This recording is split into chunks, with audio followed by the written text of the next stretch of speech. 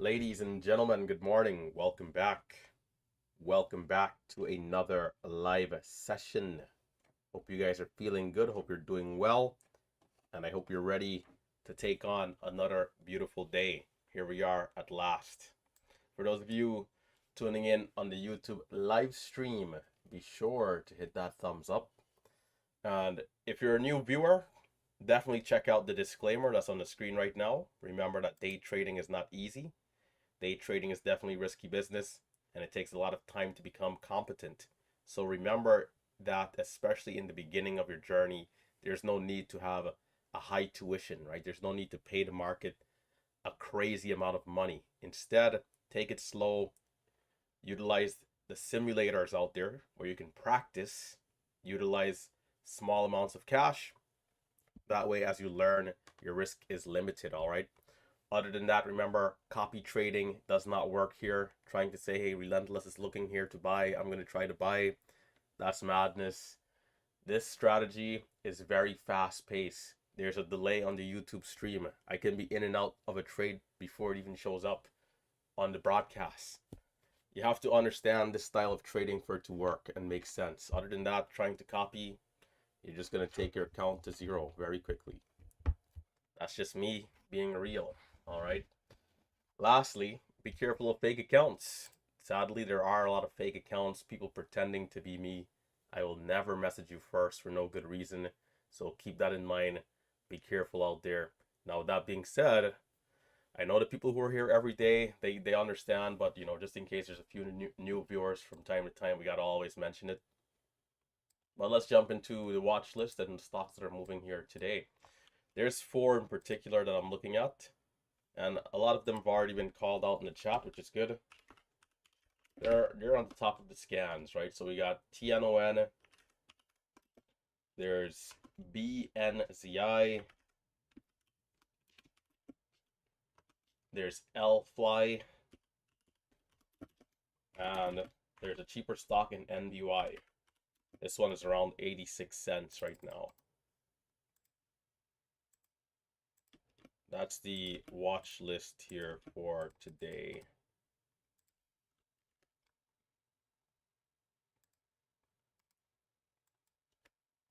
Guys, don't forget to utilize the alert section anytime you're doing back testing. Tisha, what's up? Good morning. Good to see you. So there's the list.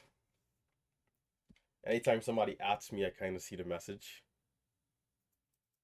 If we're not too busy, we'll give the shout out.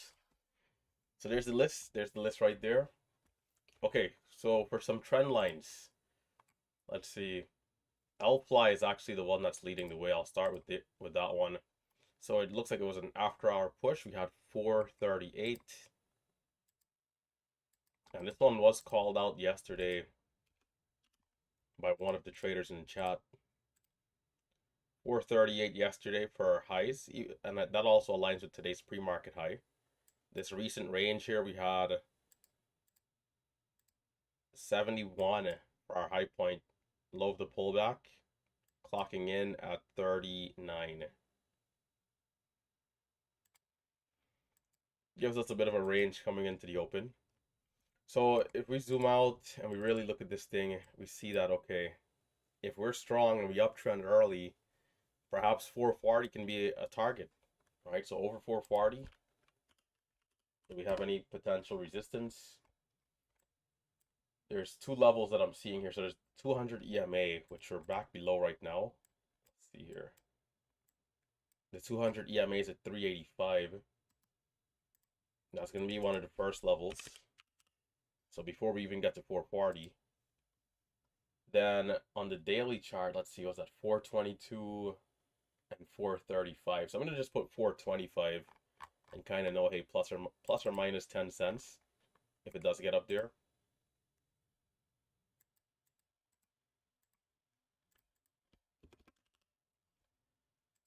But over that level, it seems like we might have a little bit of room to open up, perhaps to $5 and then $6. So LFly looking decent. I wonder if I want to watch that one heading into the open, perhaps. So there's the alarm for screen recording. So make sure your screen recording is turned on, guys.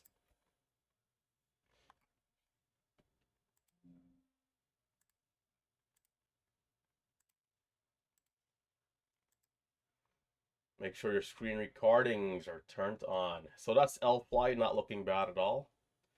Moving on to BNZI. BNZI. This one up 76% with 6.8 million shares of volume. Strong move around 4 a.m. all the way up to $8. Nice. So 8.93 pre-market highs. From there, we kind of pulled back, and then we pulled back again. The lowest pullback has been 492. Is that right? No, was that 463? 463. And we bounced up just a little bit here. I'm gonna get rid of some of these prior trend lines just to clean it up a little bit. Not gonna be as relevant. How is our daily chart looking? Looks like we've been really selling off over the last couple of weeks.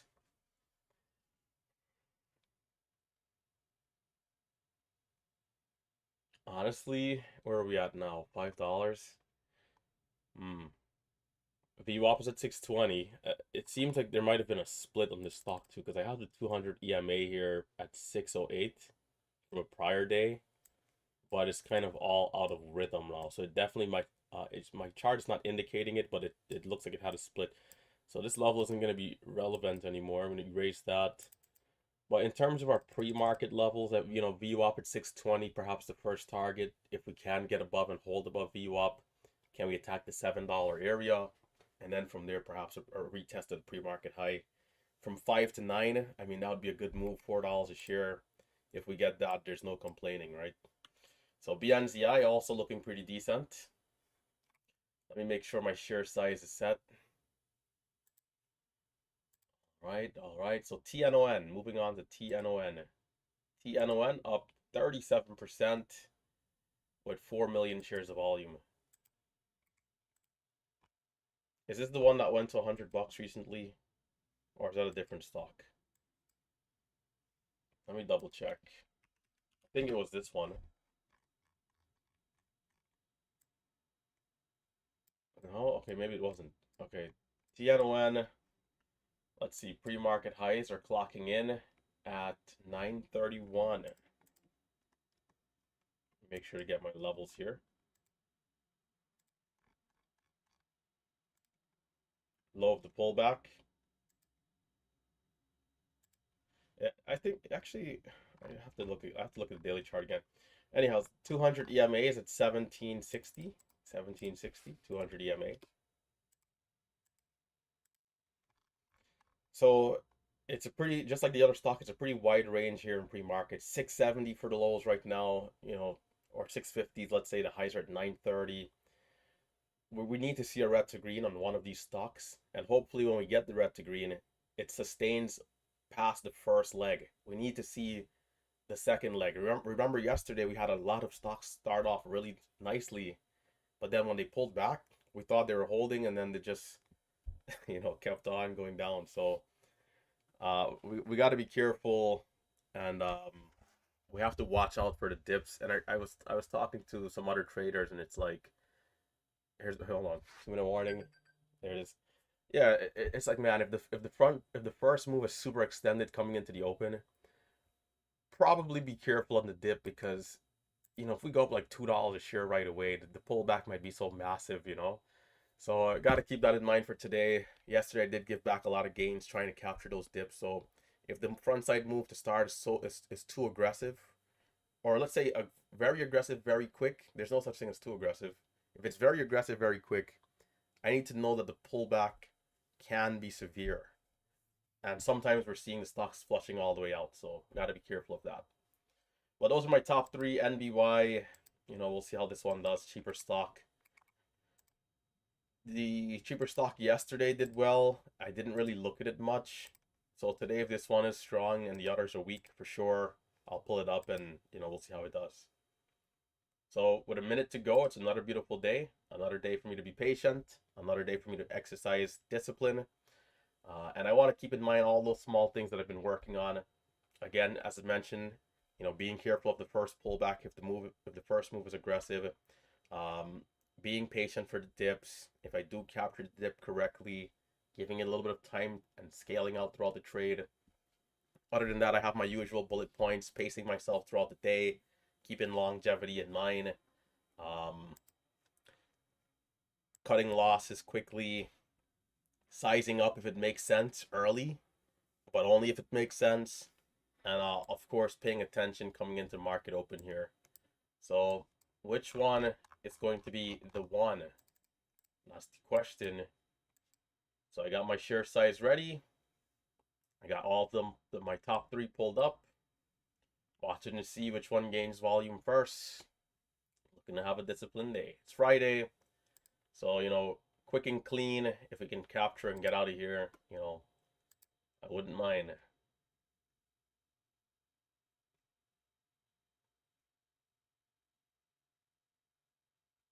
BNZI, the volume is a little lighter to start. Similar to what we saw yesterday in some of the stocks, so just being patient.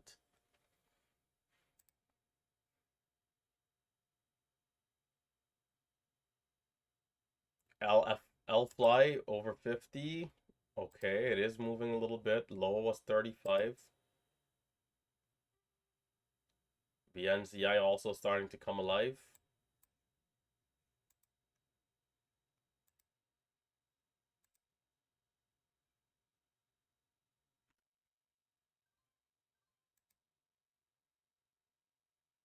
There's a lot of green printing, but nothing happening here.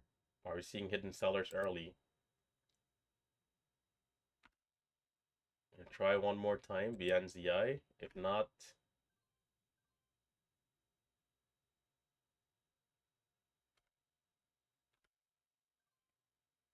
great fill.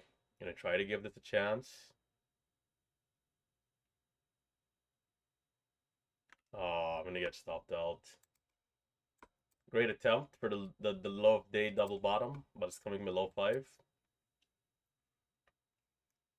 So L fly on the other hand, that one did better at the low of day.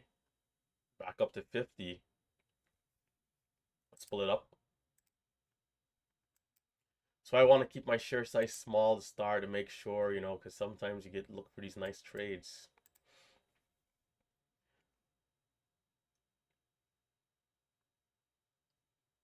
Nothing taking off as of yet. Nothing super obvious right away. So L fly, let's see if it continues to curl up here.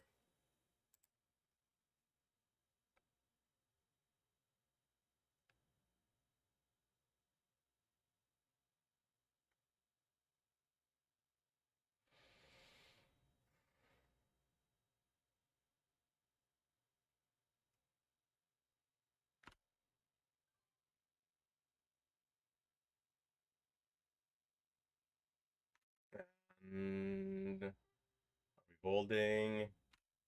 Try it again. It's coming down. Oh, alright, try one more time. Can we see the move back over 30? It's lingering, so I'll give it one more try here.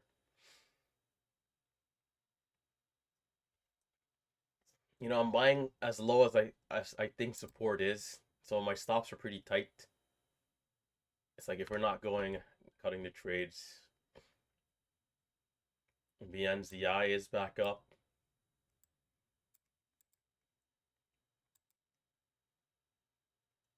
Okay, not bad. 49, and this is a pretty big move too. Someone asked how old I was earlier.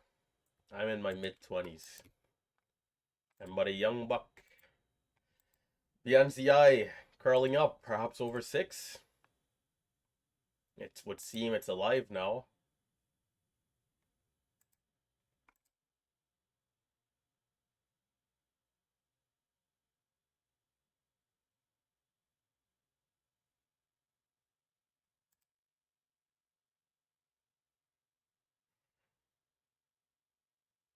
It does, throw me off just a little bit that the stock is up this much, and I'm now looking at it. I would have rather been looking at it down at $5. So I'm late to the show here. The halt up is at 67.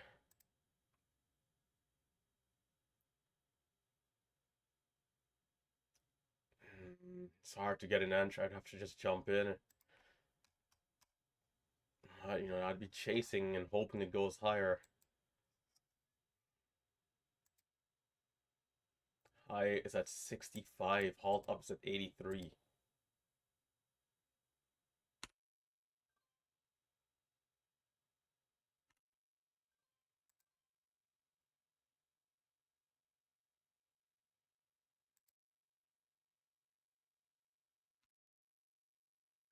Trying for 610.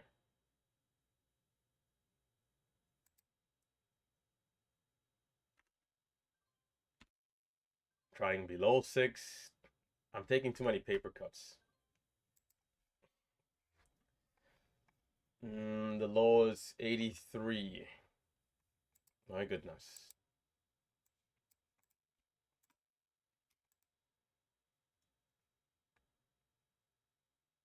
83. So I'm gonna get stopped out trying that low a couple times.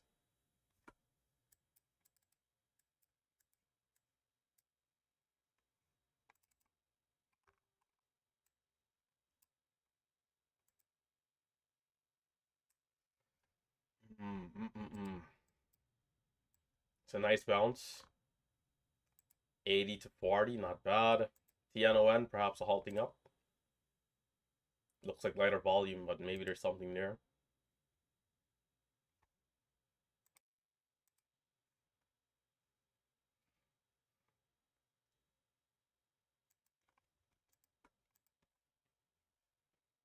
I came pretty close on that last trade, but the amount of red printing there kind of got me out.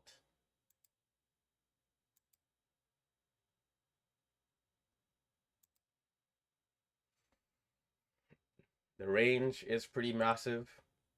So again, if we get this aggressive first front side move, gotta be careful of the dips here.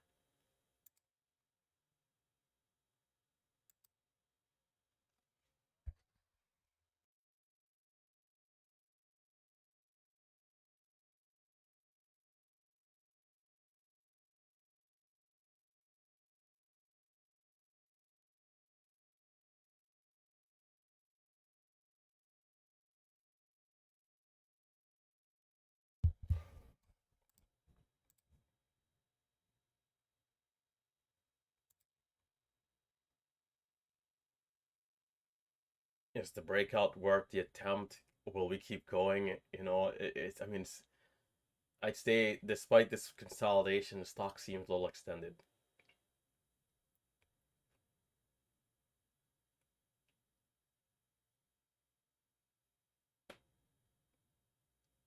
It's trying.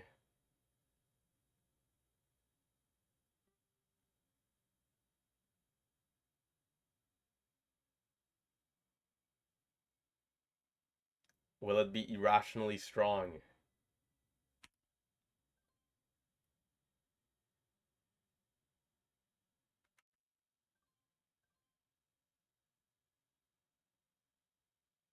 Well, perhaps it will.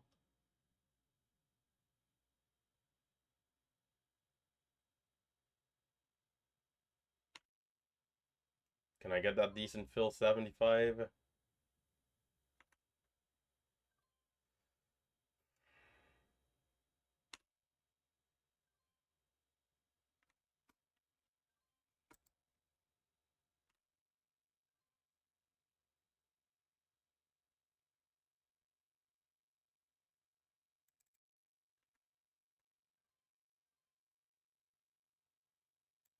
It's just a little disappointing to, not see the stock from the start. Like that's all this really is. It's like, you come a little late to it, it's up so much. But after that drop below the low of day, I thought it was might have been finished. You come back, this thing is into the moon. Just a little bit more tricky to get involved. But if you're here early and you see the move play out, you're in a great position to capitalize.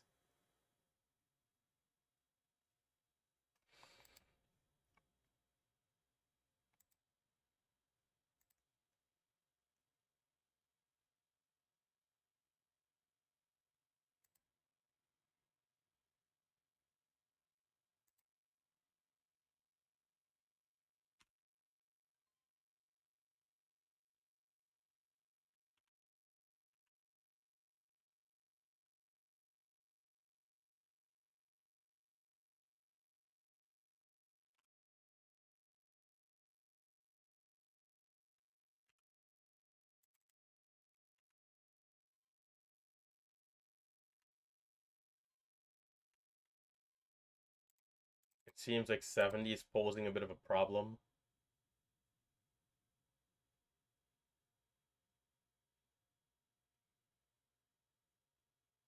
Okay.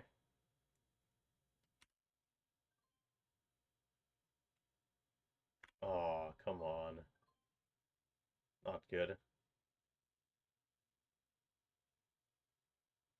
The 1 minute candle to make the new high through 70, no good. But it did hold 50 there, so not bad on that dip.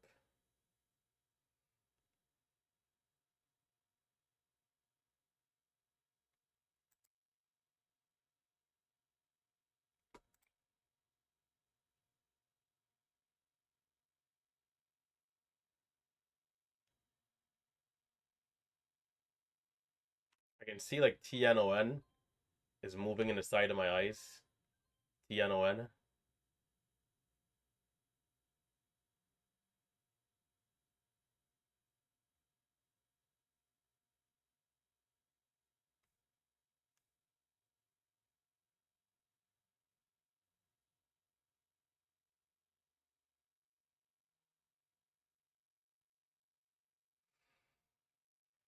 So 50, we're down, we're back up.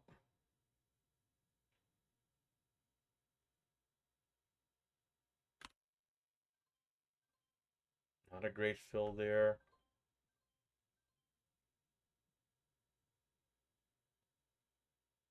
We are seeing more of a spread, about a 4 or 5 cent spread.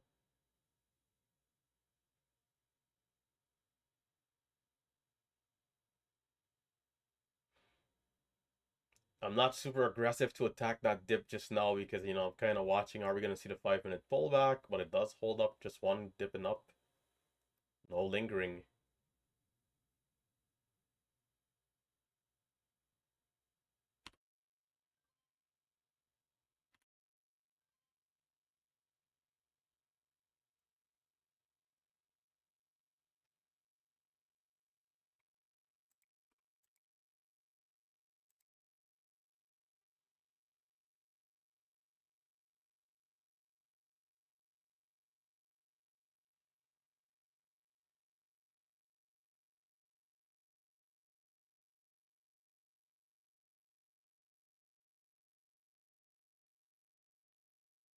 We need to get over 70s and 80 area.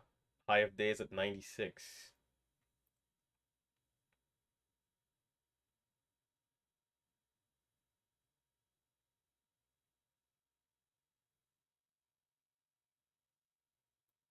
Strange price action here.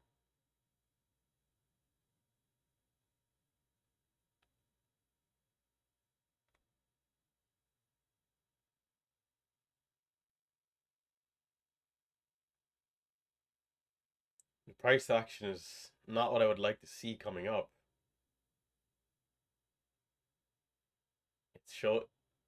I'm gonna stay away here. If it goes, I'll trade it after, but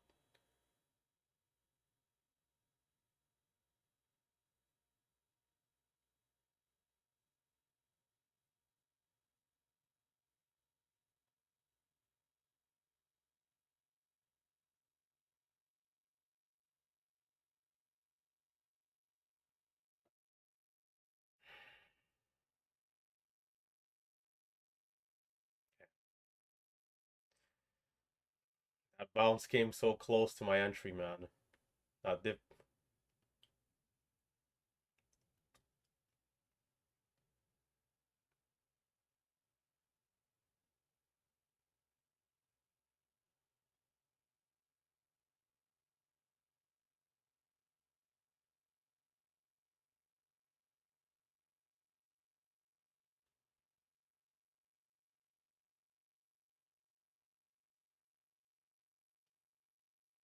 Time. Candle's about to close pretty soon.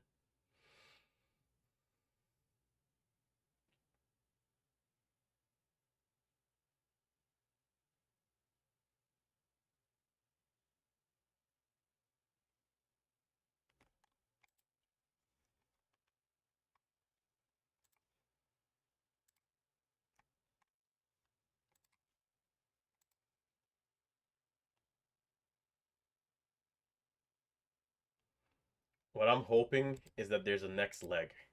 If we can see a next leg starting from like this area, this could be pretty good. But if there's no next leg, then kind of looking thin.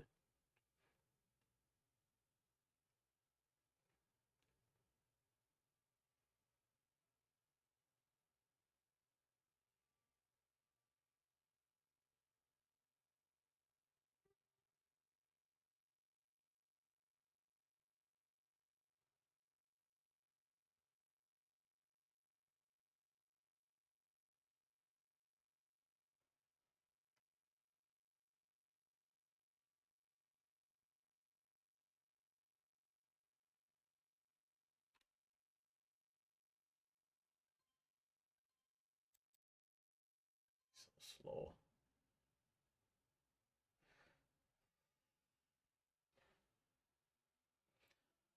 I do like what I'm seeing so far. Good intuition. Just not able to execute at times because of how fast the stock is moving.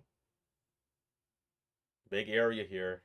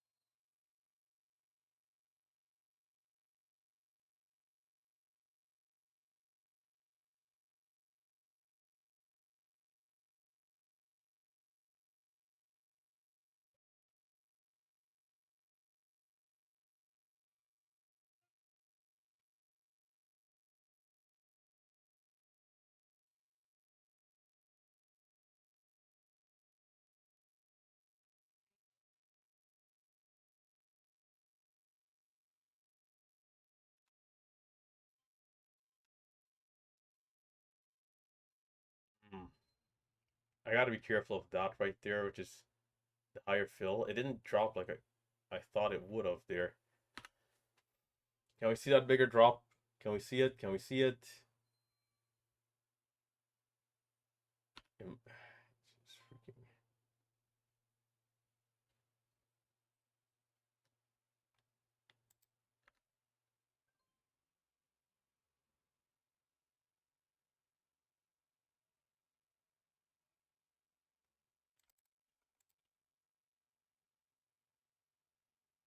Time 48. There's 2 minutes left.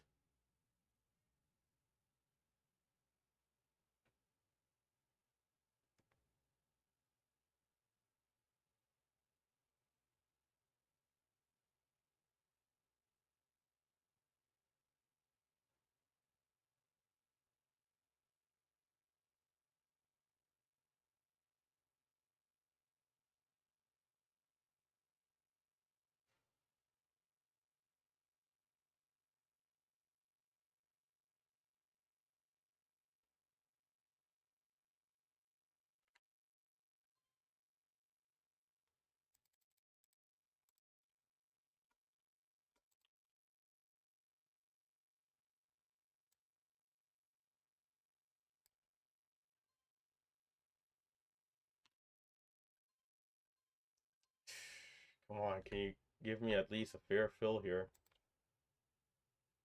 I think it's getting ready. It better be getting ready.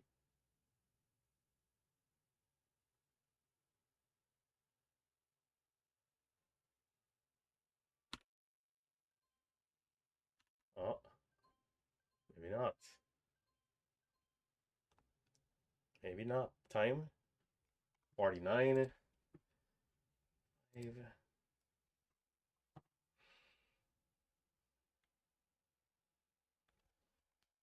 thought it was getting ready, so maybe not yet. Again, I'm hoping there's a second move, like a second incline.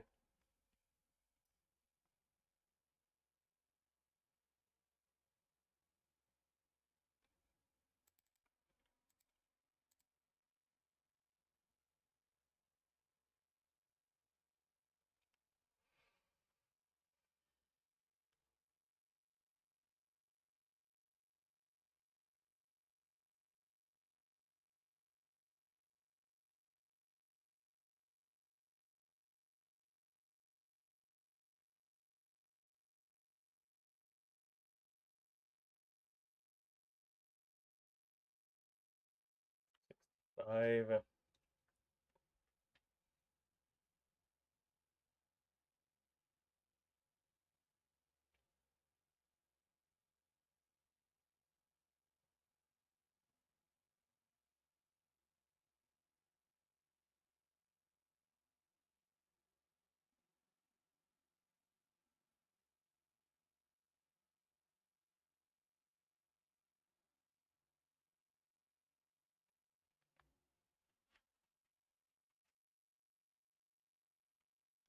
Waiting patiently here.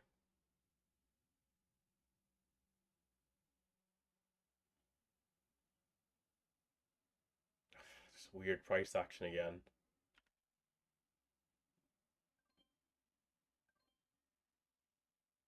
Not good. The fills are also slowing down, just a heads up. Probably gotta wait for a little higher, some more volume.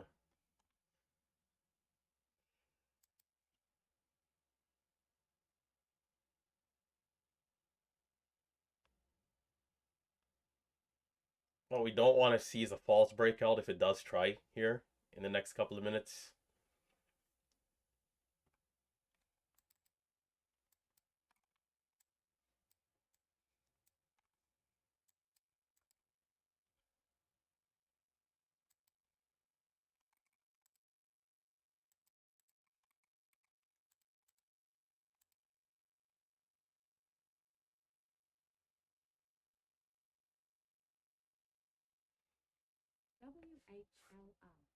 So far, so good, all things considered.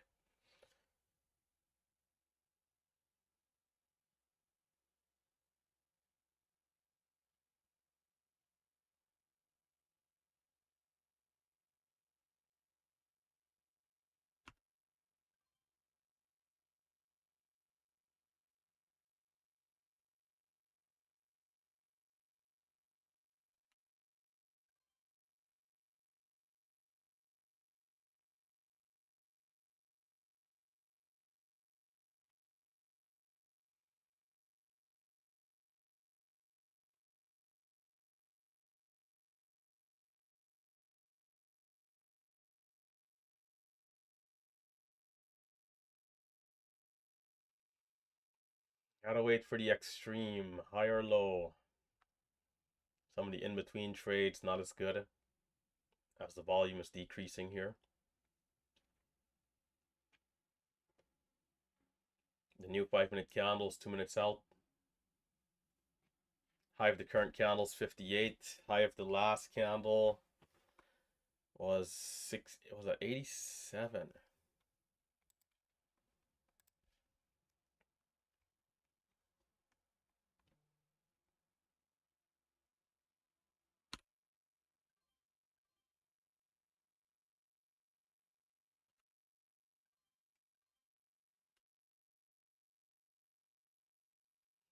Cool. Okay. Low 70.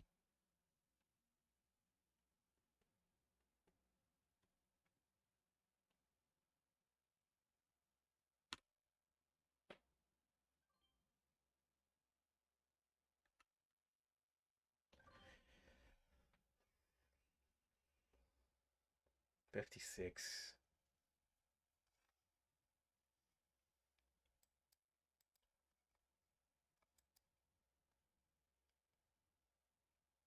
I would expect it to get back over 6 here.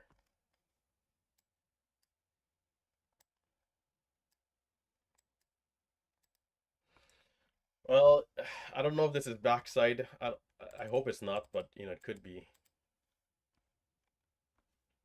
But can we see the bounce back over 6 over the next 2-3 minutes?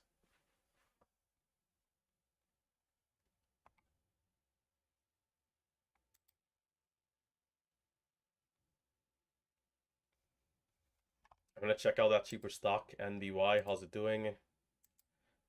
Not much. L-Fly, not much. TNON, kind of choppy.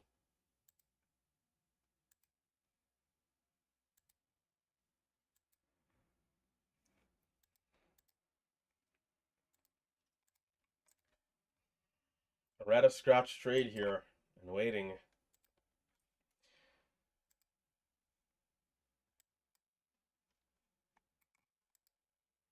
This wedge is not going to resolve to the upside.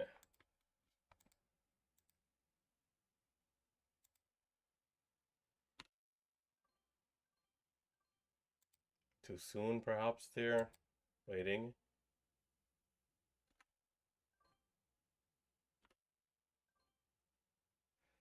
Man, these fills are brutal.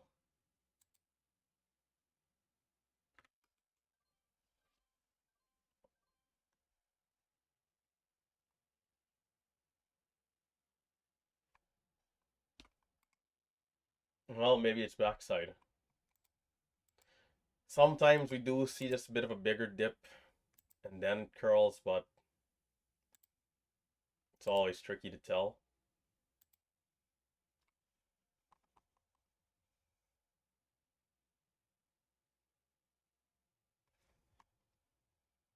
So we're seeing this bear flag, you know, are we going to be able to eventually curl up in the range to then, you know, perhaps try again?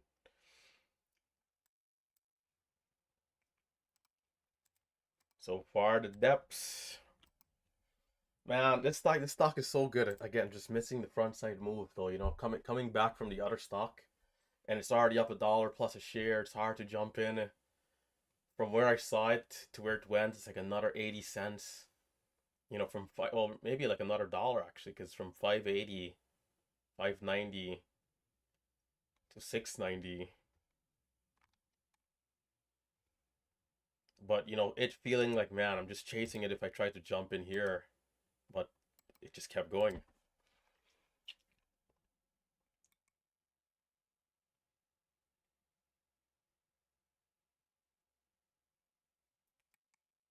This trade is kind of close. I wouldn't hold through this entire move, but the trade that I tried here at 510 is for this type of a move, right? But I looked for the double bottom. Instead, it came below and then curled up. Somebody with a wider stop perhaps could have still captured the beginning of this candlestick, or maybe the entire candlestick, depending how it played out. But I'm in at 510. You know, my stop right there was 99. I'm out with some slippage.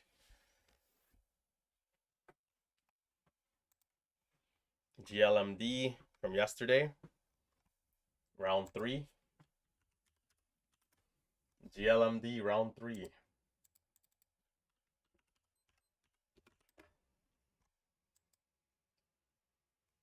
And I got to be careful on these expensive stocks because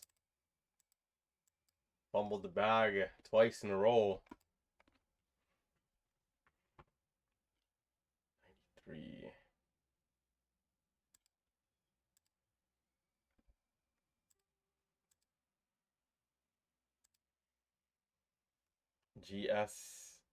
GSIW as well.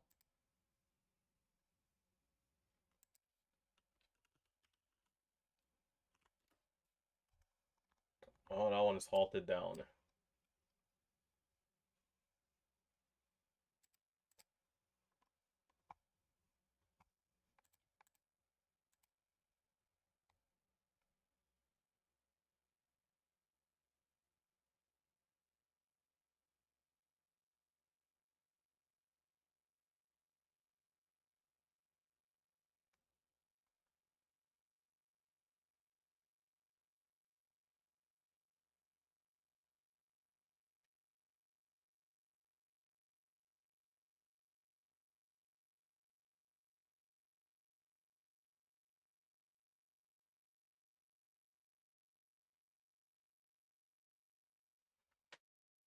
GLMD, decent dip there. There was a spread, so I didn't jump in, but probably would have been worth it. So BNZI has to get back over like 6.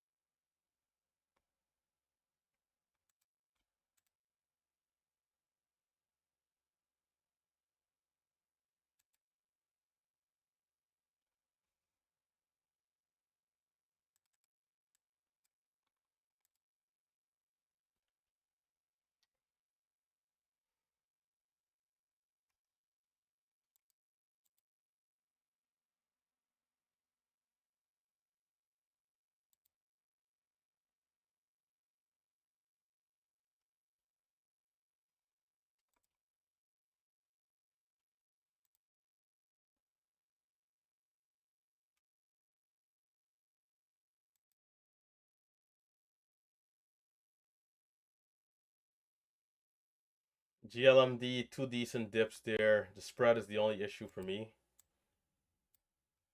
Not as aggressive to get in with a 10, 15 cent spread. But it would have been worth it the first two times down there at 12.20.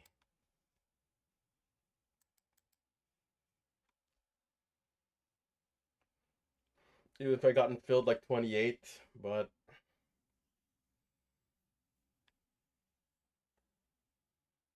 all good in the neighborhood.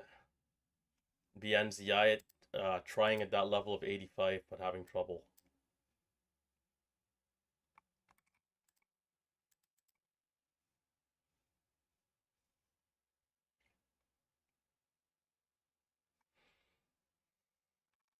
Starting every one of these days red, man. It's freaking annoying. But why did the like yesterday I was here till like freaking 3 o'clock.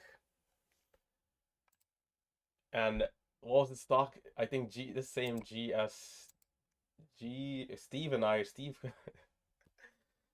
called me and we're trading this stock together and it's like even Steve ended up rage quitting. Nice moves on this thing. Oh, let me find the name. Yeah, GSIW. GSIW. It had some nice moves, but definitely in areas where you would think there would be follow through, it kind of comes down and stuff like that. So here again, here's another attempt on BNZI.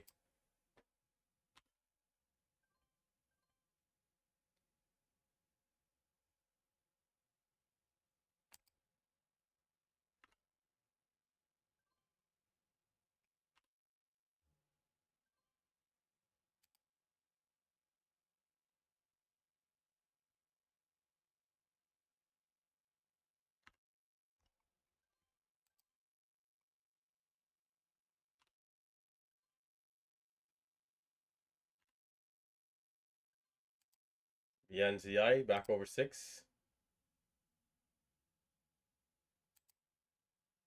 Oh, it's much more aggressive here than I would have thought. 9, 15. I'm gonna pull it up on the screen in a sec.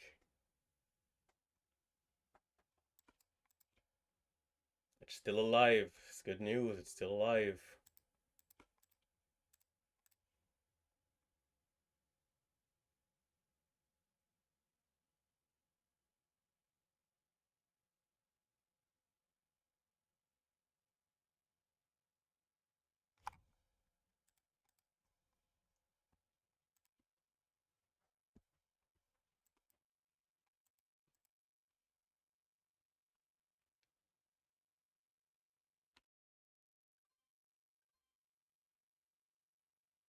This is pretty aggressive.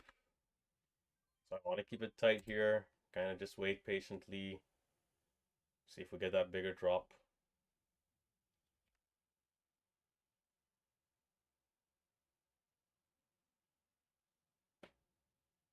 Hindsight 2020, I would have held the trade at 88 much longer. In at 80. Oh,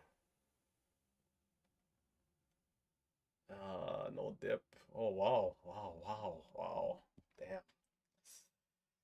Ooh, wee.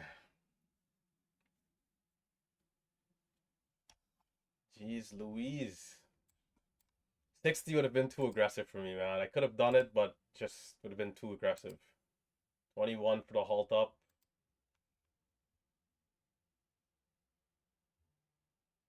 Bro, are you kidding me? Of course it goes in that fashion. Ridiculous. Short sellers covered early there, man.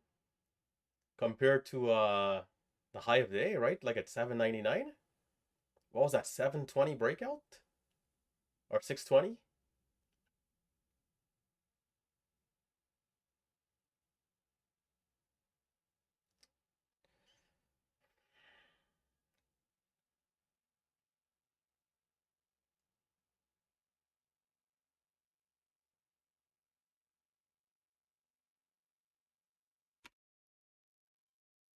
Nope.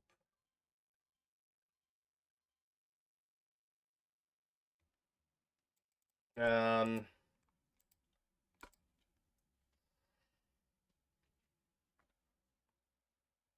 this is insane.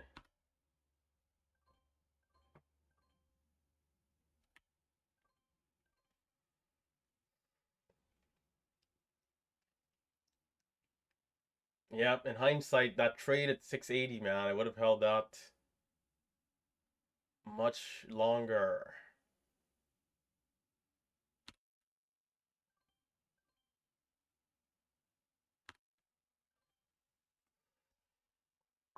Not even able to capture the dips over here properly.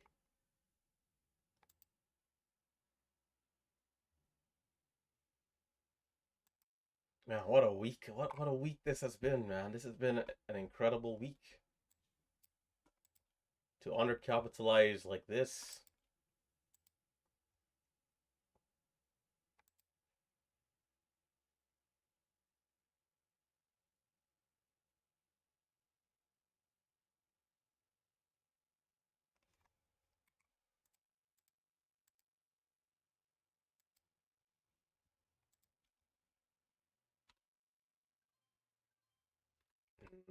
Goodness, not a good fill there.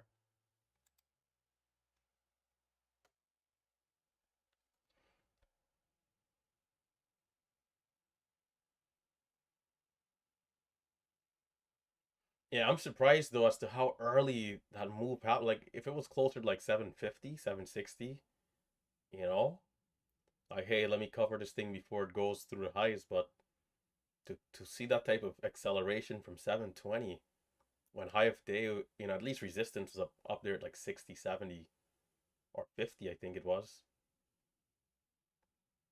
It's a insane move.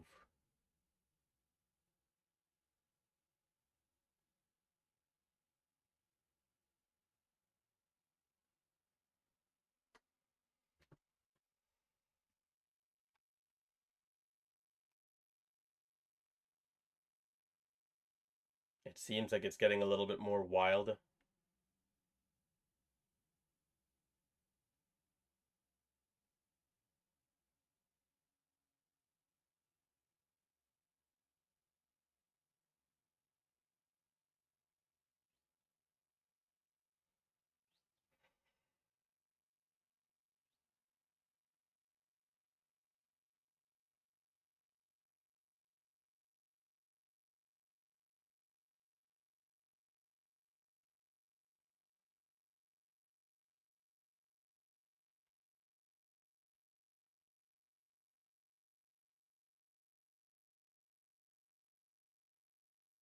Freaking 1 minute candle to make a new high does that well.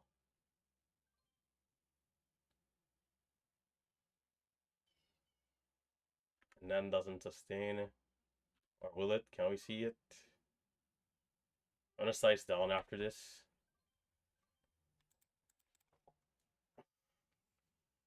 Oh my god. What a treacherous week.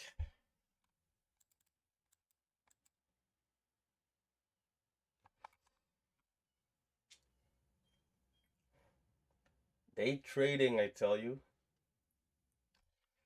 Well, if it was easy, I would have already been a billionaire.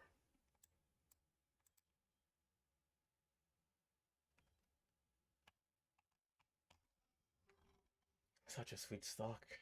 I said this too many times this week. Such a beautiful stock.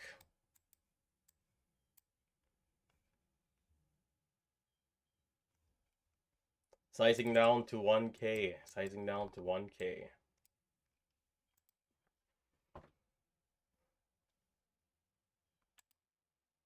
I had big size set at like 5,500. We can't even bother with that at this rate.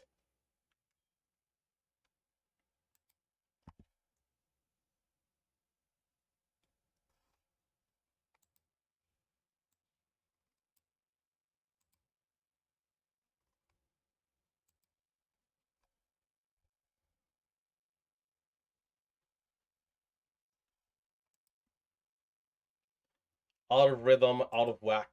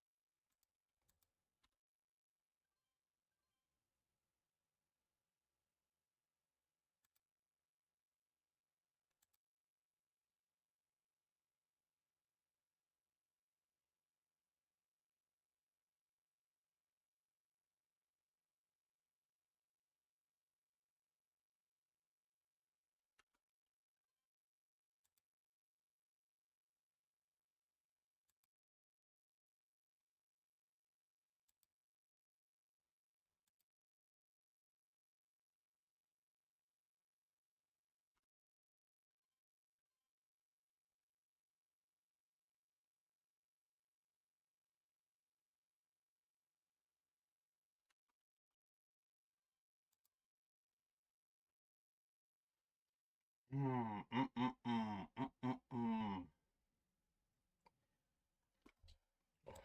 Well, I got a lot of studying to do this weekend. I got to put in at least 10 hours minimum of reviewing every day, trade by trade, second by second. Because if next week we see anything like this, we got to capitalize and be more efficient on the opportunities.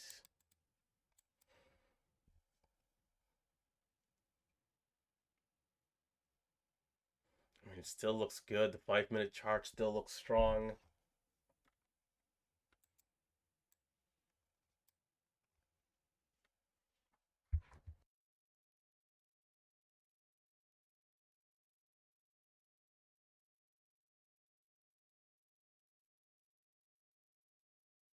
I'm only 1 for 5 in terms of solid days this week. 1 for 5.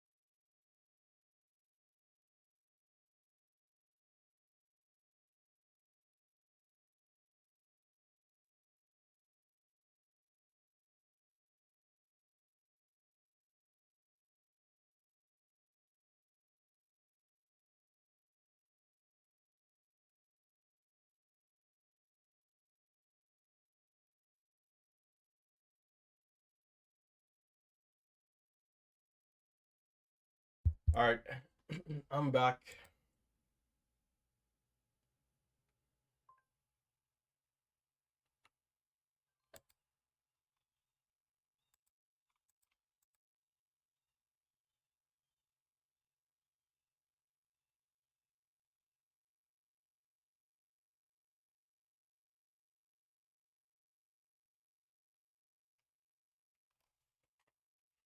Was looking for the lower pullback there.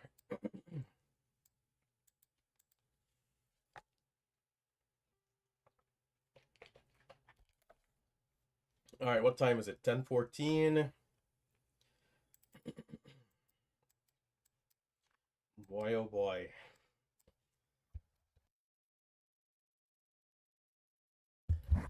This week has been a complete disaster.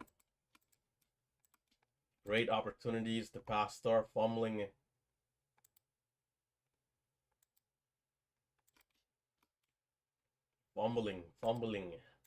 Fumbling the bag. What I do like is that the stock is still strong and there may still be opportunities if it, is so grateful to give us another leg again.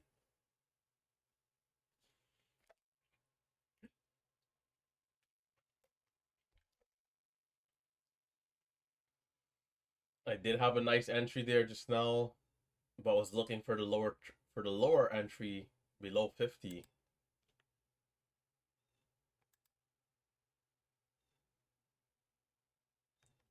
It's a decent curl.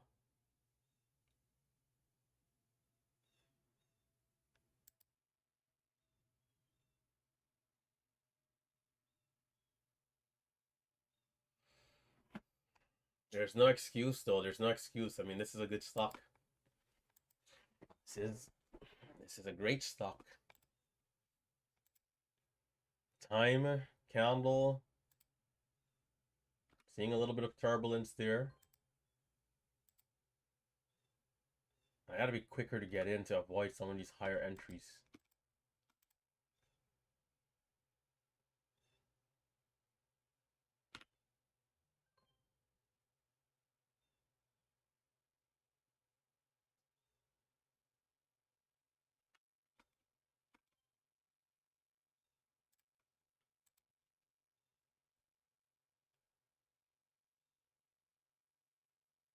Time 17.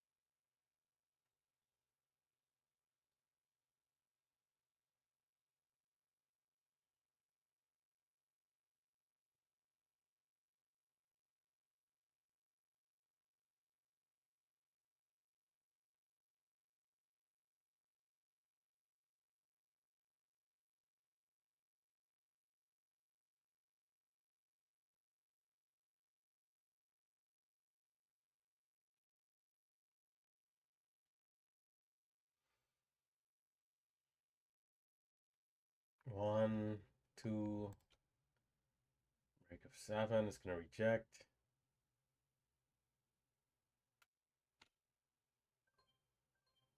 Can we see 70?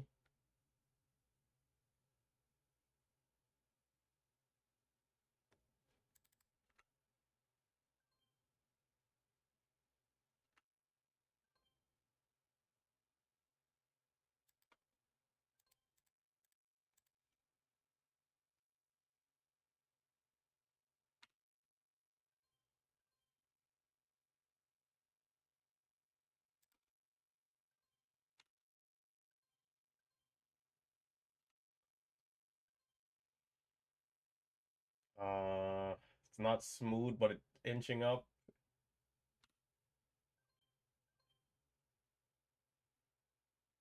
It's giving that feeling like it's gonna fly, but perhaps not.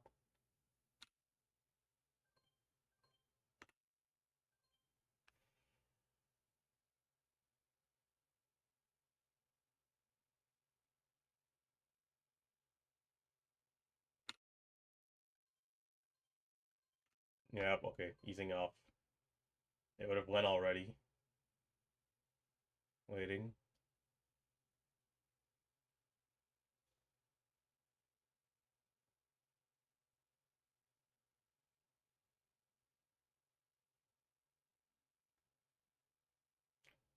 Oh, son of a gun.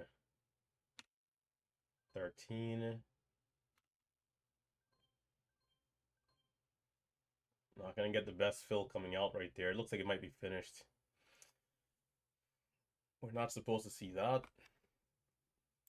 It's gonna give one last hurrah at 50, and then maybe that's it. Where did I get filled? Oh, not awful. All 2. It did sell early. All 2 and 95. Well, that's all she wrote.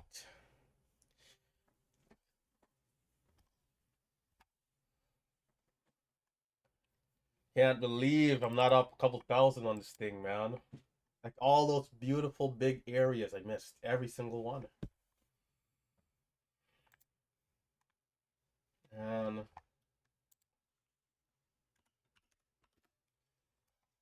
yeah.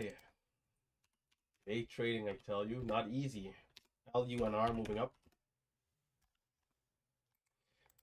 All I need is one sweet, easy day where I can say, man, that was just, great trading. Nothing more I could have done. LUNR, a little extended up here, over 45.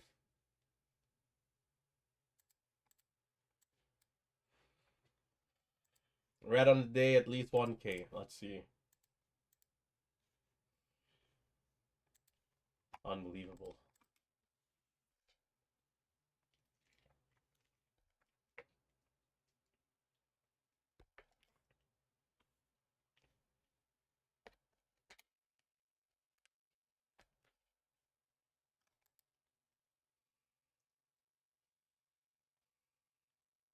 I accept the challenge. I accept the challenge. Next week, Next week, let's do it again. And I want the momentum to be the same level of crazy here. I'll be ready. I'll be ready. Next week again. I'll be damned if I don't come prepared.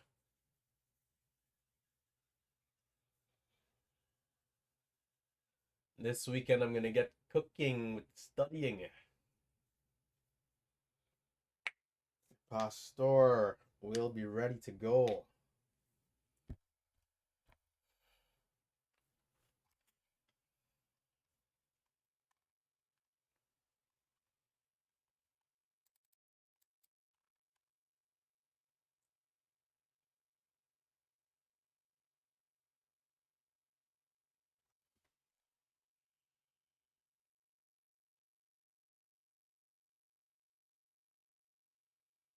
I mean, the people who do hold longer here, like, in terms of their strategy by default, at times will sometimes hold longer if we get a nice setup, a nice entry.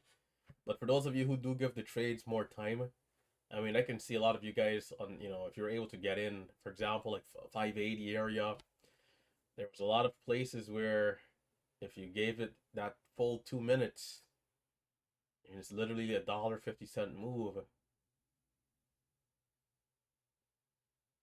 And that along with cutting it tightly if it is coming down hard. There was two areas though where you could have gotten caught. Of course, here and here. But if you're able to avoid these two big red candles and you caught those two front sides, first leg, second leg, then probably had a solid day.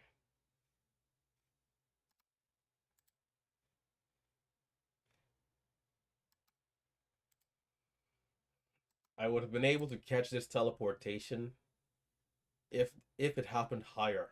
It being so low, just I didn't see it coming at all.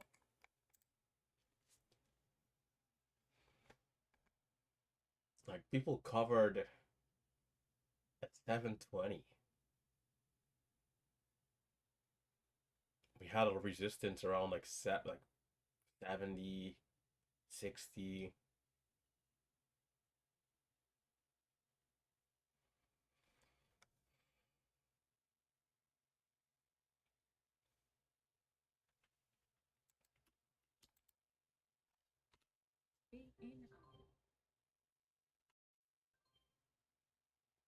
LUNR, can we see something over the highs?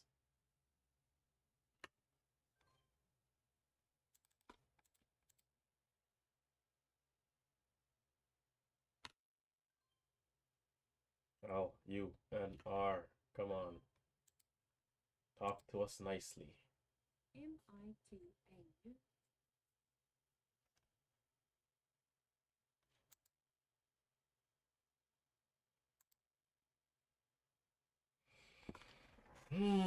Pastor, brother.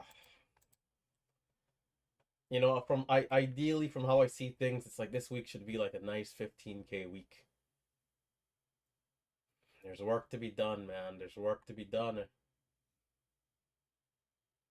As of right now, we're only up like 4,000 on a week. It's like for this level of action, this level of momentum, this performance here was abysmal at best. Mediocre. I have to live up to my own personal standards to be satisfied. Which means we're hitting the books this weekend non-stop. We're hitting the books. Gotta hit the books. And come prepared, come ready.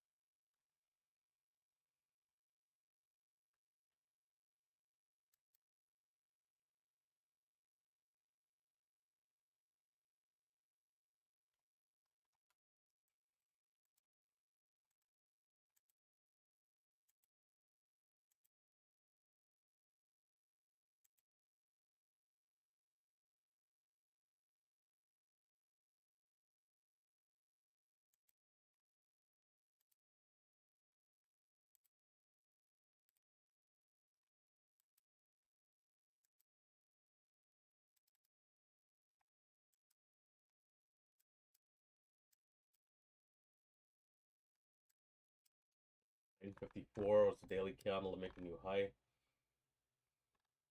We haven't had a 5-minute pullback yet, though. Something to keep in mind in case it does start to drop out.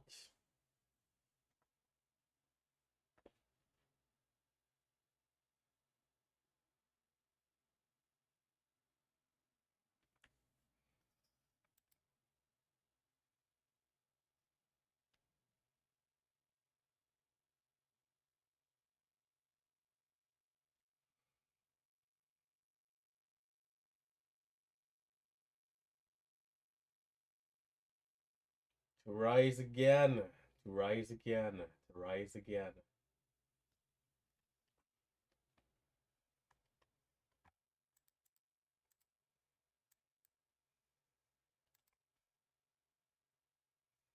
We'll do a quick rotation here. We'll see if LUNR maybe keeps going.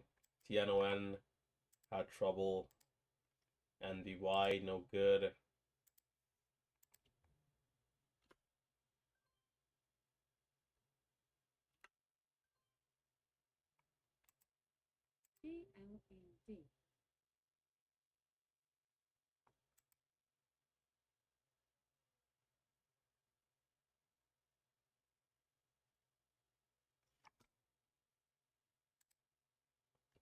LUNR not able to get over 83 right there. GLMD, this one here looks like it's having a hard time. The dip, I wonder, could be good.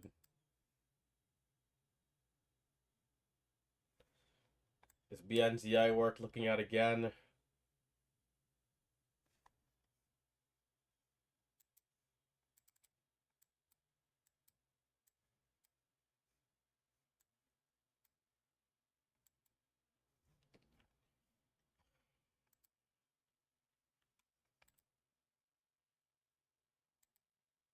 Well, the stocks have to move up in such a weird way, man.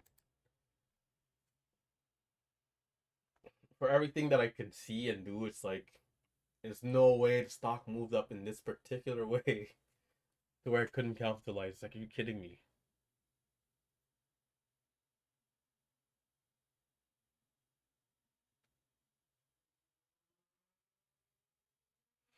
And a little bit of overcompensating on my side too, like, earlier starting the day, buying some of the pullbacks for double bottoms, things like that, and it going lower, and now kind of like bringing that into this stock, which is like, like a baggage in a sense, where it's like, all right, we're kind of down here at support, but let's see if it comes lower. So I'm like willing to sell a little faster than usual there. A lot of times we do see a small bounce, 15, 20 cents, maybe 30 cents.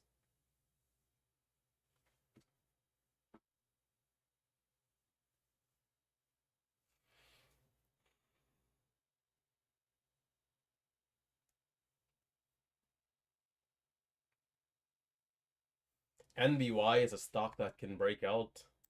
It definitely looks like if it gets over the VWAP, it'll stand a good chance.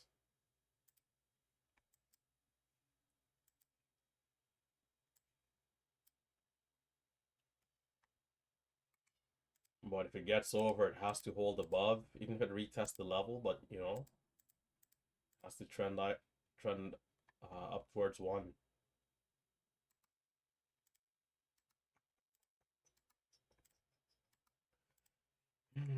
I'm gonna import the trader view, see what's going on the week.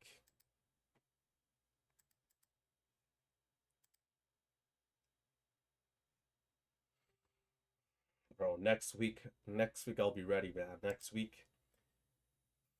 week I'm gonna be shining bright. I'm gonna be flying, soaring like an eagle. I'm going back and watching everybody's archives. I'm gonna watch my own, watch Tim's, Marcelo's, Triads. Gonna be ready to go, man. Gonna be ready to go.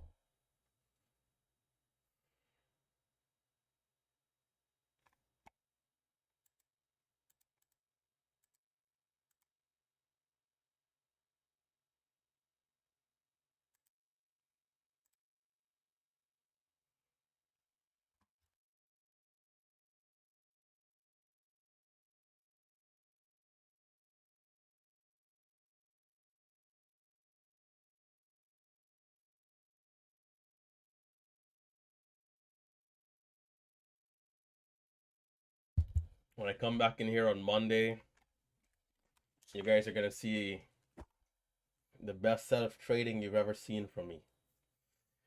But anyhow, I'm not gonna go on too much of a rant.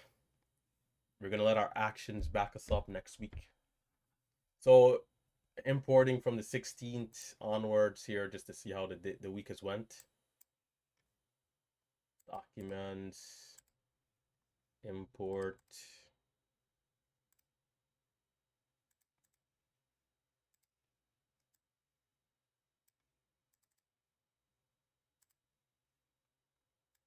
Need to be out here killing the game.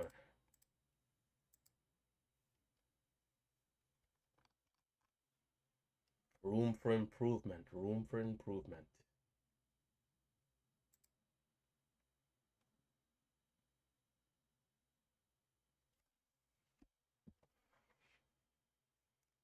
As of right now, I can trade up until like 12:30. So I just gotta remain patient and wait for something else. GLMD, how did the resumption do? I forgot to watch that one. Bro, just 1 for 5 this week is what I would really say. 1 for 5 so far. It's absolute madness. Unacceptable. Unacceptable. Unacceptable. Unacceptable. So we will improve for next week. Next week I need to be saying sensational.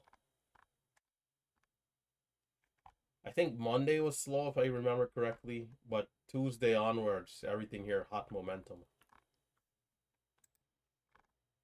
Tuesday onwards, hot momentum.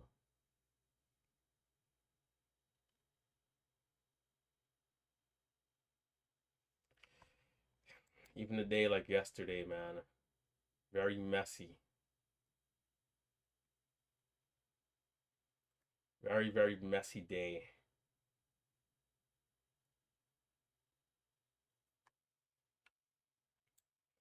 For those of you guys watching on YouTube, Facebook, and Twitch, be sure to hit that thumbs up. Don't forget to subscribe to the channel if you are a new viewer.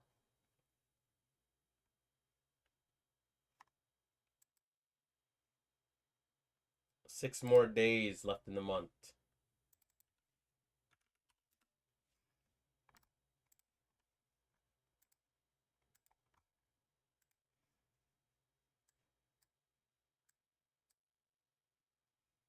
NBY with some more time, we'll see. The NZI still a little volatile. Looks like there's a couple of green candles mixed in there on the lows.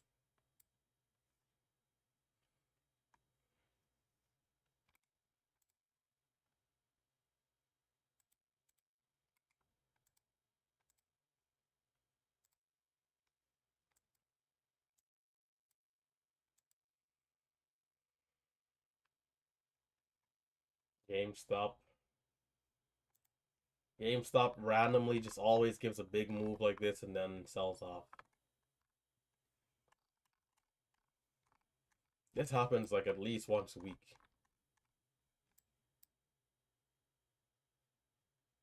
And if this one is moving, AMC's usually moving as well.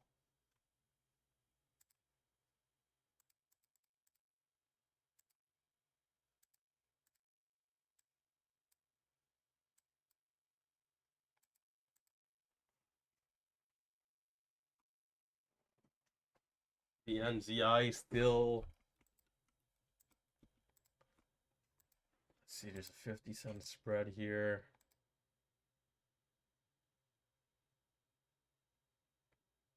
Oh, more than that. This thing can drop 2 cents. Hmm.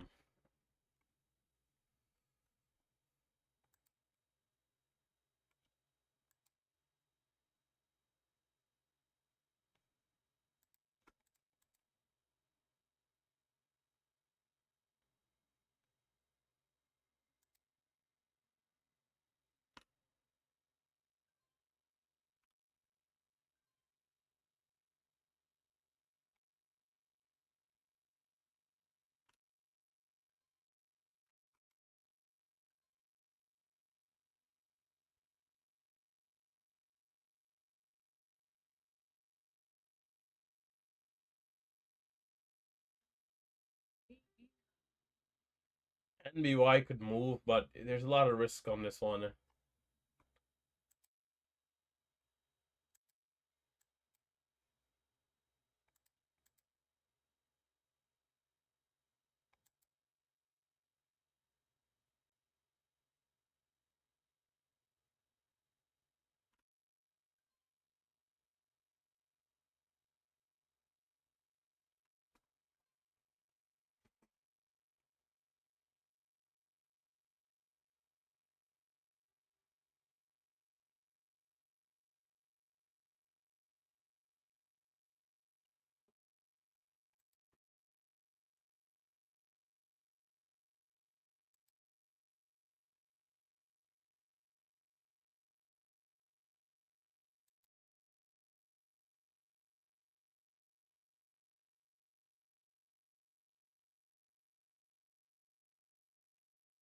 NBY? Jeez. Those bids, brother. GameStop still moving up in the scans. Alright. Maybe it's a place to call it for the morning and then just come back later. Red 650. Sadly. We'll have to import again for this we'll have to import again for today. After the day is officially finished, but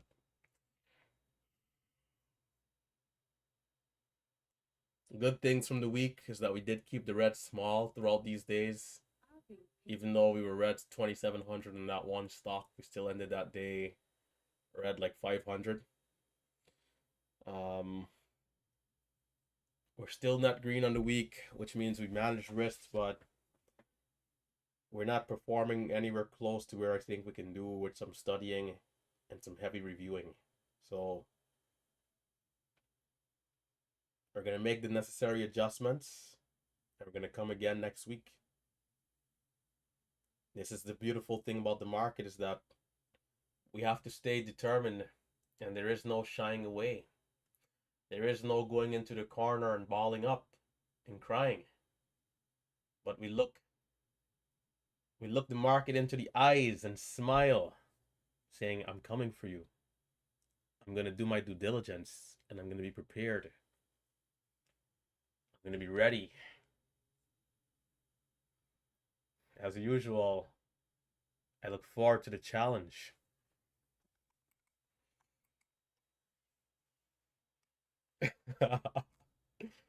Crispy trades, brother. At least brunch is looking good. Crispy, Uber eats me some of that steaks, man. That steak looking good on the grill. Saying biggest red day in a week or in a month, something like that. Marcelo, hopefully Marcelo had a nice day today, man.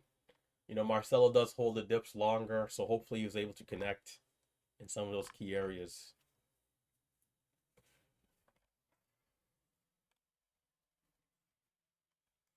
NBY, as mentioned, I think there could be opportunity there, but the way how the bids are pulling back, I don't need to be in at 85 for the break of VWAP selling at 81, 82.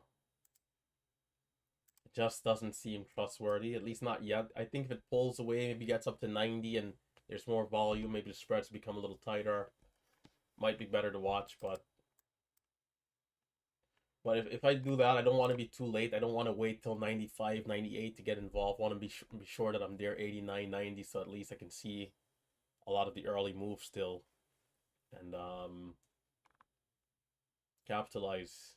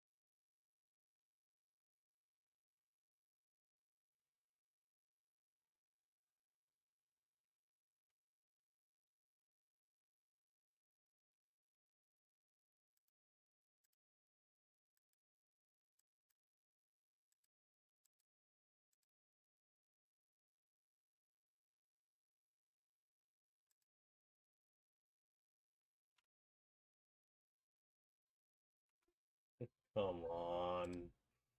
Six. Well, I guess there's risk buying to hide this flag. To the gallows it goes. Ay, ay, ay. Cherry on top of the cake, right?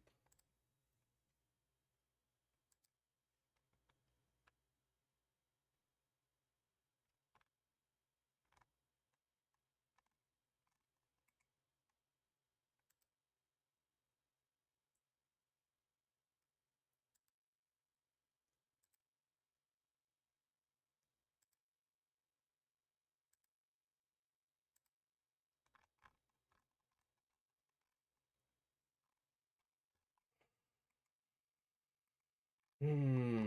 Mm-mm-mm. I'm checking out the Discord.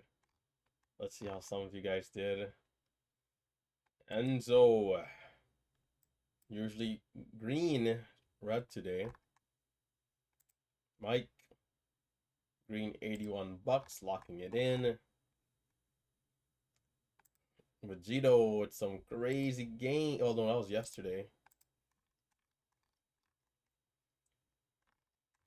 Vegito, man, you gotta do verification, brother. Oh, Jimmy had a massive red day today. Oh no, a massive green day. Okay, saw that wrong. Okay, that's good. Save had a massive red day. Jimmy, massive green day. Way to go. Save, on the other hand, red 14K, brother. What happened? This 14K went to Jimmy. Uh, bro, I just stuck, man. This BNGI just had to move up in such a way that, like, it's literally trying to counter everything that I do. It's literally how I could explain it. But there were some areas where I could have done better. And I think when I study up and I watch back, I can focus up on that. And also when I review, there's going to be things that I see that I don't see now, because that's usually how it goes. In the moment, you think you understand how the stock moved exactly, but then when you watch it back, you realize there are certain things that you done incorrectly, areas where so forth and so forth. Midwest, red to green, and done for the day. Way to go.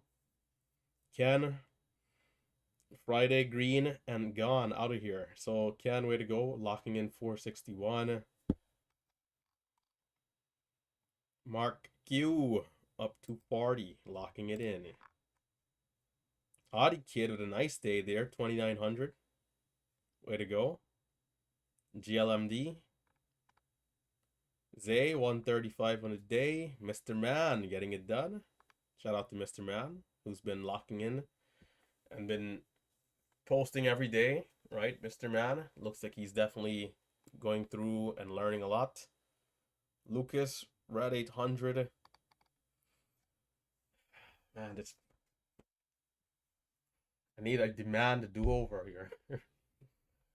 But not I don't need a do-over right now. I need a do-over starting Monday once I study up. When I come in here on Monday, I want smoke, man. I need the sauce. I need the bare knuckle fight. Me and the markets. The market and I. On Monday, I'm gonna be hot, man. On Monday, I'm gonna be talking. I'm gonna be talking pretty aggressive here, so you guys gotta be ready, man. Pastor is gonna come, and his resolve, his motivation, his determination is gonna be at an all-time high. So fair warning that on Monday I'm gonna be talking a lot of smack to the market. And I'm gonna be calling KB's name a lot too. So KB, KB, be ready to go on Monday, all right? Do not take the day off, please.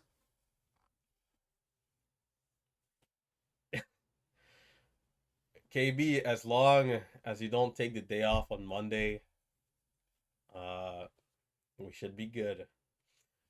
How much experience did you have before taking big trades? For me, I view sizing up as a privilege. So in order for me to size up, I have to be connecting on the stock. If I'm in a good rhythm, a good sync, and I'm able to properly decipher where the pullbacks are, and I'm just connecting on trades, that's what usually gives me the confidence to size up. Um, and it's relative, right? Because a few years ago, that would mean, oh my goodness, that would mean, and this thing's giving another massive bounce. It would mean going from, let's say, maybe 400 shares to 800 shares, right? But over time, I got more and more comfortable to use bigger size. Like right now, I'm very comfortable to take 6K shares and the stock flush down $1 a share. It would suck if it happens, but I know that that's part of the deal. And so if I put all that kind of risk, if that does happen, it's not a problem. But it took time for me to be able to be willing to take on that type of risk, that type of loss in the course of a day or even on one trade, depending on how good the setup is. But other than that, you definitely want to be seeing consistency overall in your trading before being more aggressive.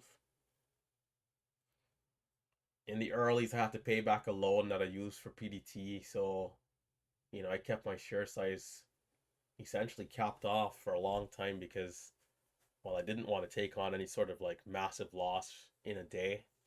So kept things tight, just grinded out on slower on lower numbers, and then over time, as we gained more experience, paid off our loan, became more confident, we gradually started putting more and more size behind the trades. Going back to February month, like I remember it like yesterday, like the follow through was there. Like even a day, even this day, this week that we did well, it's not it's not what it should be. Like that day was like a choppy day for like most of the day. Like you go back to February, some of these other months, January, it's like the momentum would be a little bit more smooth in some key areas, allowing you to get back in, get the extended move up. And so, being able to take size in those key areas and seeing more consistency just led to more and more size just over and over. Okay, I took 6,000 shares in that area today. Let's say a bottoming wick breakdown and reclaim. Okay, tomorrow I'm going to try 9,000 shares. And the liquidity's there, you just keep going. But once those trades aren't working and things are slowing down, then you start to have trouble.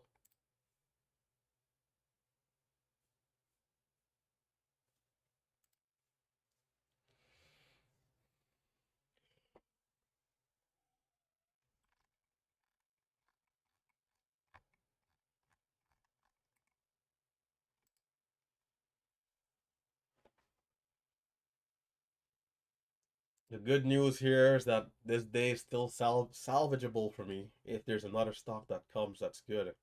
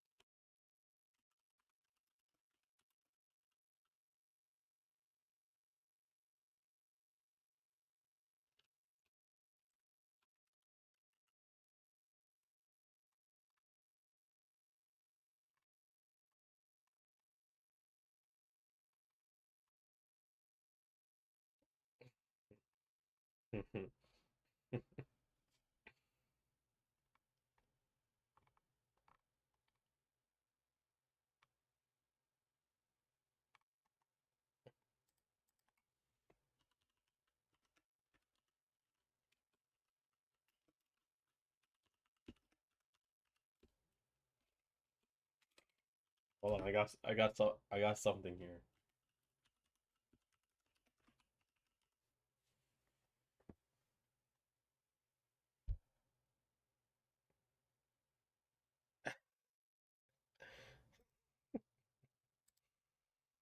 Uh, this is some chat room stuff.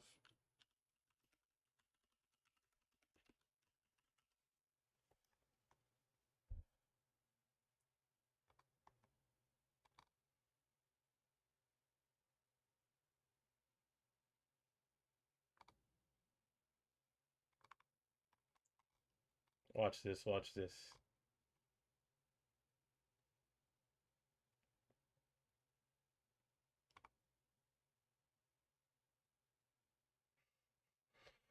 I can't find one of the better ones, but this one will have to do.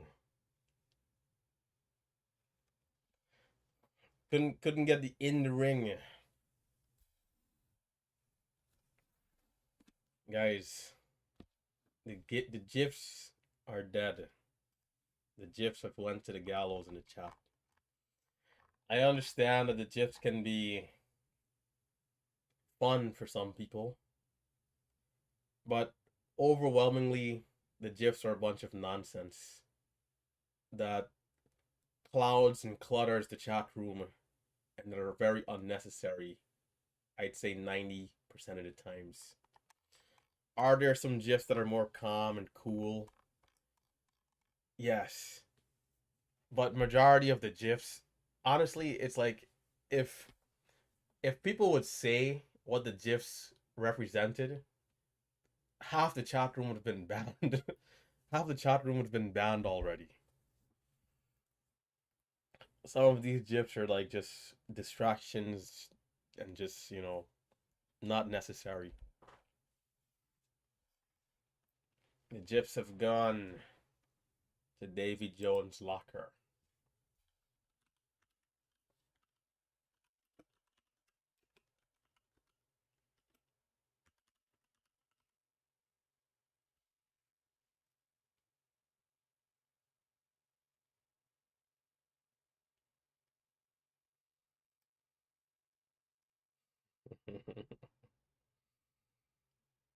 Part of the crew, part of the ship.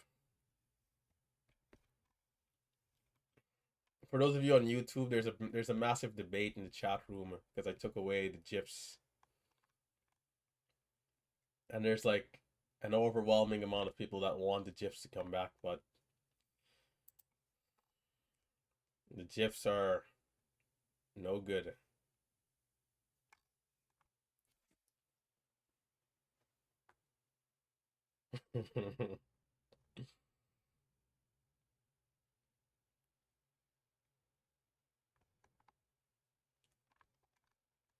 Hashtag day trading to the gallows. People are moving to Gen Chat now.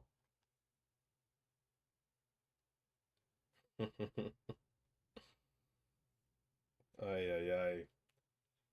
Okay, watch this. Watch this. It's mutiny then.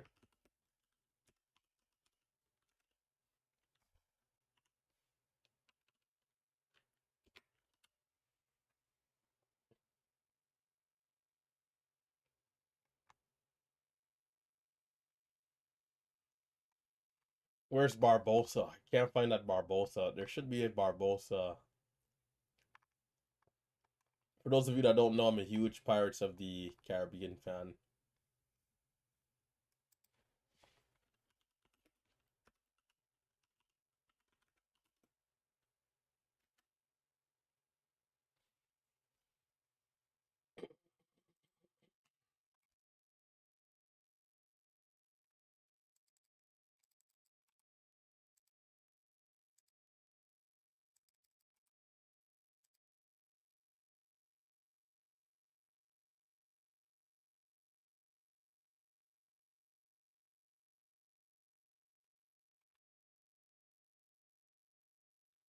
Hold on.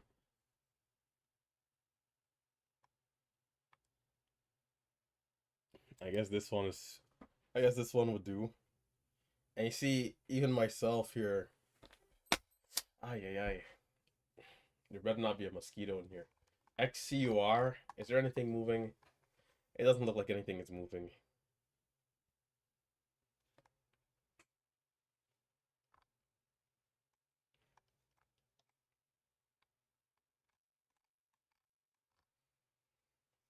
Part of the crew, part of the ship. BNZI, GLMD, LFly, LUNR, NBY, TNON.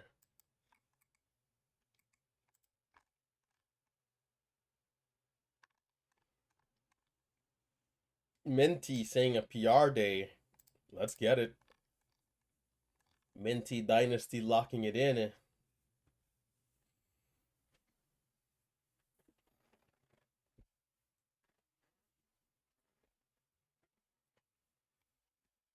Maybe we shut it down in the next 10-15 minutes.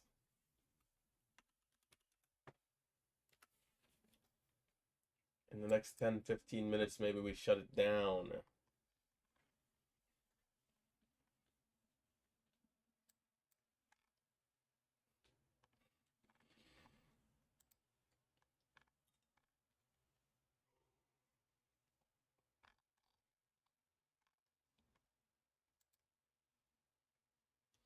I'm gonna check out the YouTube comments. Let's see if there's any questions or anything coming in on this side. We're gonna shut it down soon. P&L on the day, we took like another loss. We're at $800. The net P&L today, we're at $800. Let's see. Outside of trading,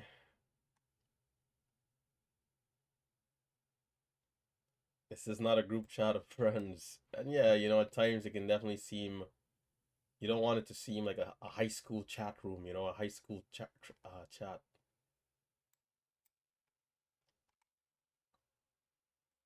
KB will be in the building, shining bright on Monday.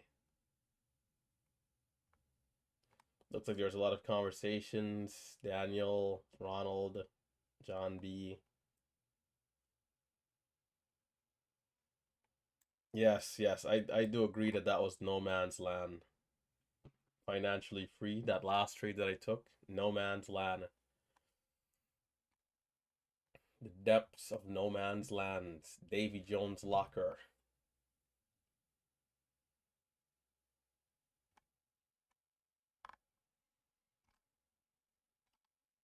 APLD.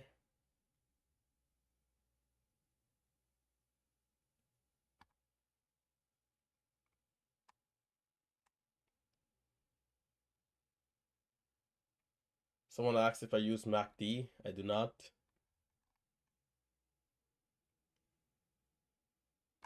APLD was mentioned a couple times. BNZI.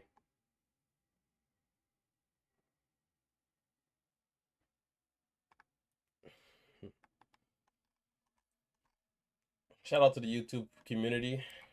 Shout out to the traders tuning in from across the world. We do appreciate you guys rocking with the past store. It's not always smooth, but we are transparent.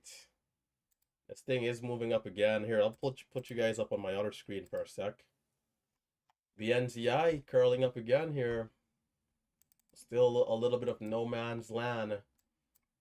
But throughout this area, we did see a few bottoming wicks and a couple red to green candlesticks. You know, right here again. Couple definitely opportunities still for people who are, you know, looking for those bottoming trades. This time curling up some more.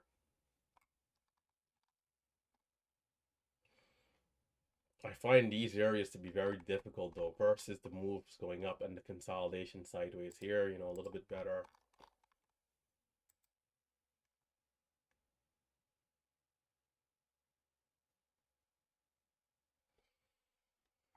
This is why I'm always staring up, right? This monitor up here.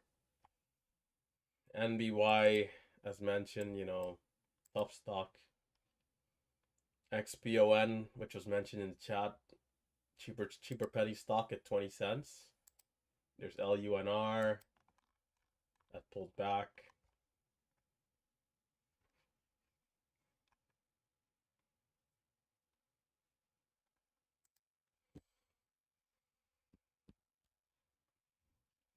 Let me know if you guys got any questions. Looking to shut it down here in the next couple of minutes. Let me know if you guys got any questions.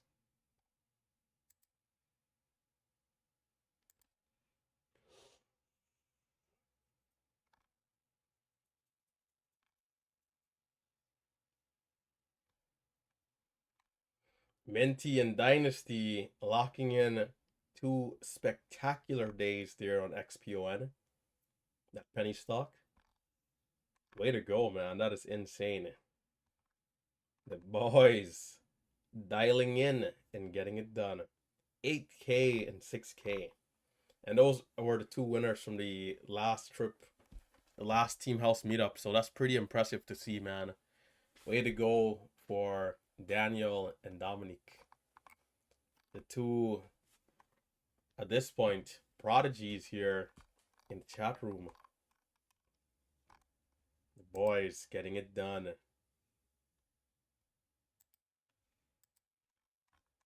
Their parents are going to be so proud, man. Their parents, they're going to be able to retire their mom soon at this rate.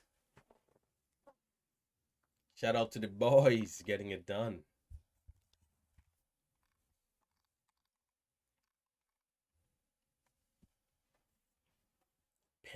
Pennyland. Giving keeps on giving.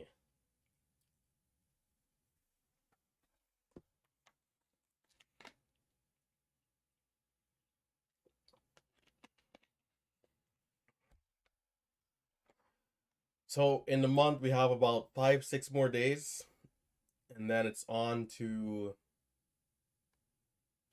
October. There's already a few people in the neighborhood with Halloween stuff on display.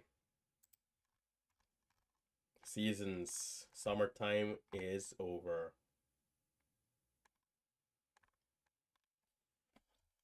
Summertime is over.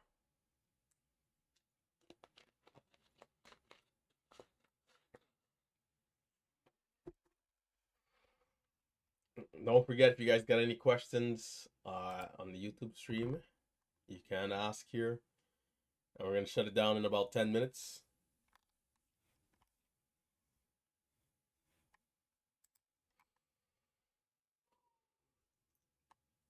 The Classy Beam also in chat today.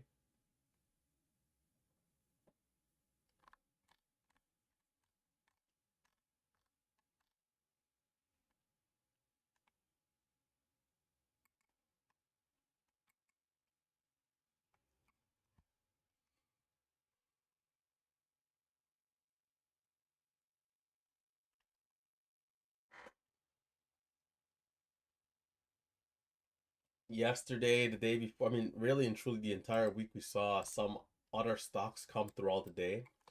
I do have to leave around 12:30, but I'll be back around 1, maybe 1:15. So I'll be around. The goal for me is to do damage control, get back to at least flat if possible, but I wouldn't want to risk too much. So if something else is moving and you know it's choppy, I would stay away. But if we see good price action, for sure.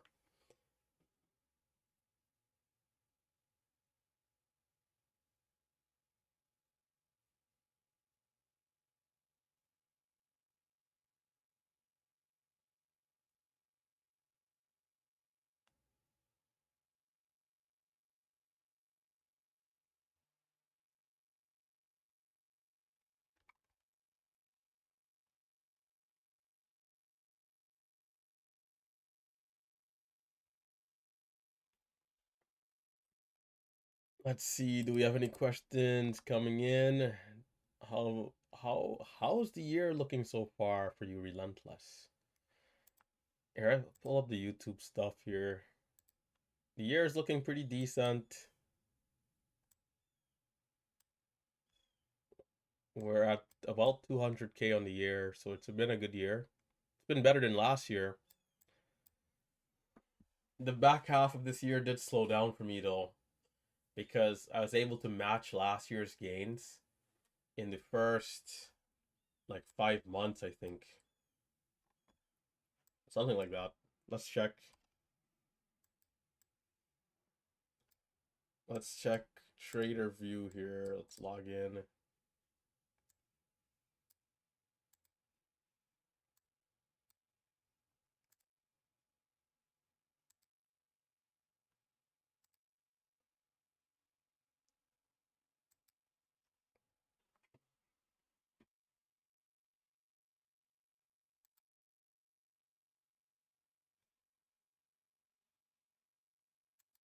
Let's go to net.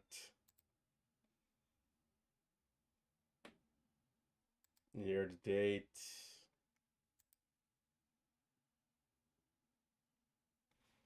I think we paid like 10,000 in commissions.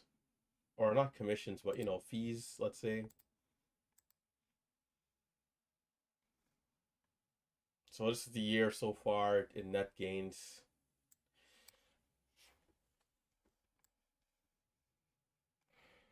It's this strange thing where it's like I'm grateful, but it's like I finally understand. It's like I finally understand this mindset that the wealthy individuals have, where you think to yourself, man, if I could just make 100, back when you're doing like, when you're now starting out, you're in a simulator, you're telling yourself, man, if I could just make 100K in a year, I'd be so grateful, so happy. I don't need nothing more. Well, one, in these high inflation times, in these coastal states, 100K means nothing anymore.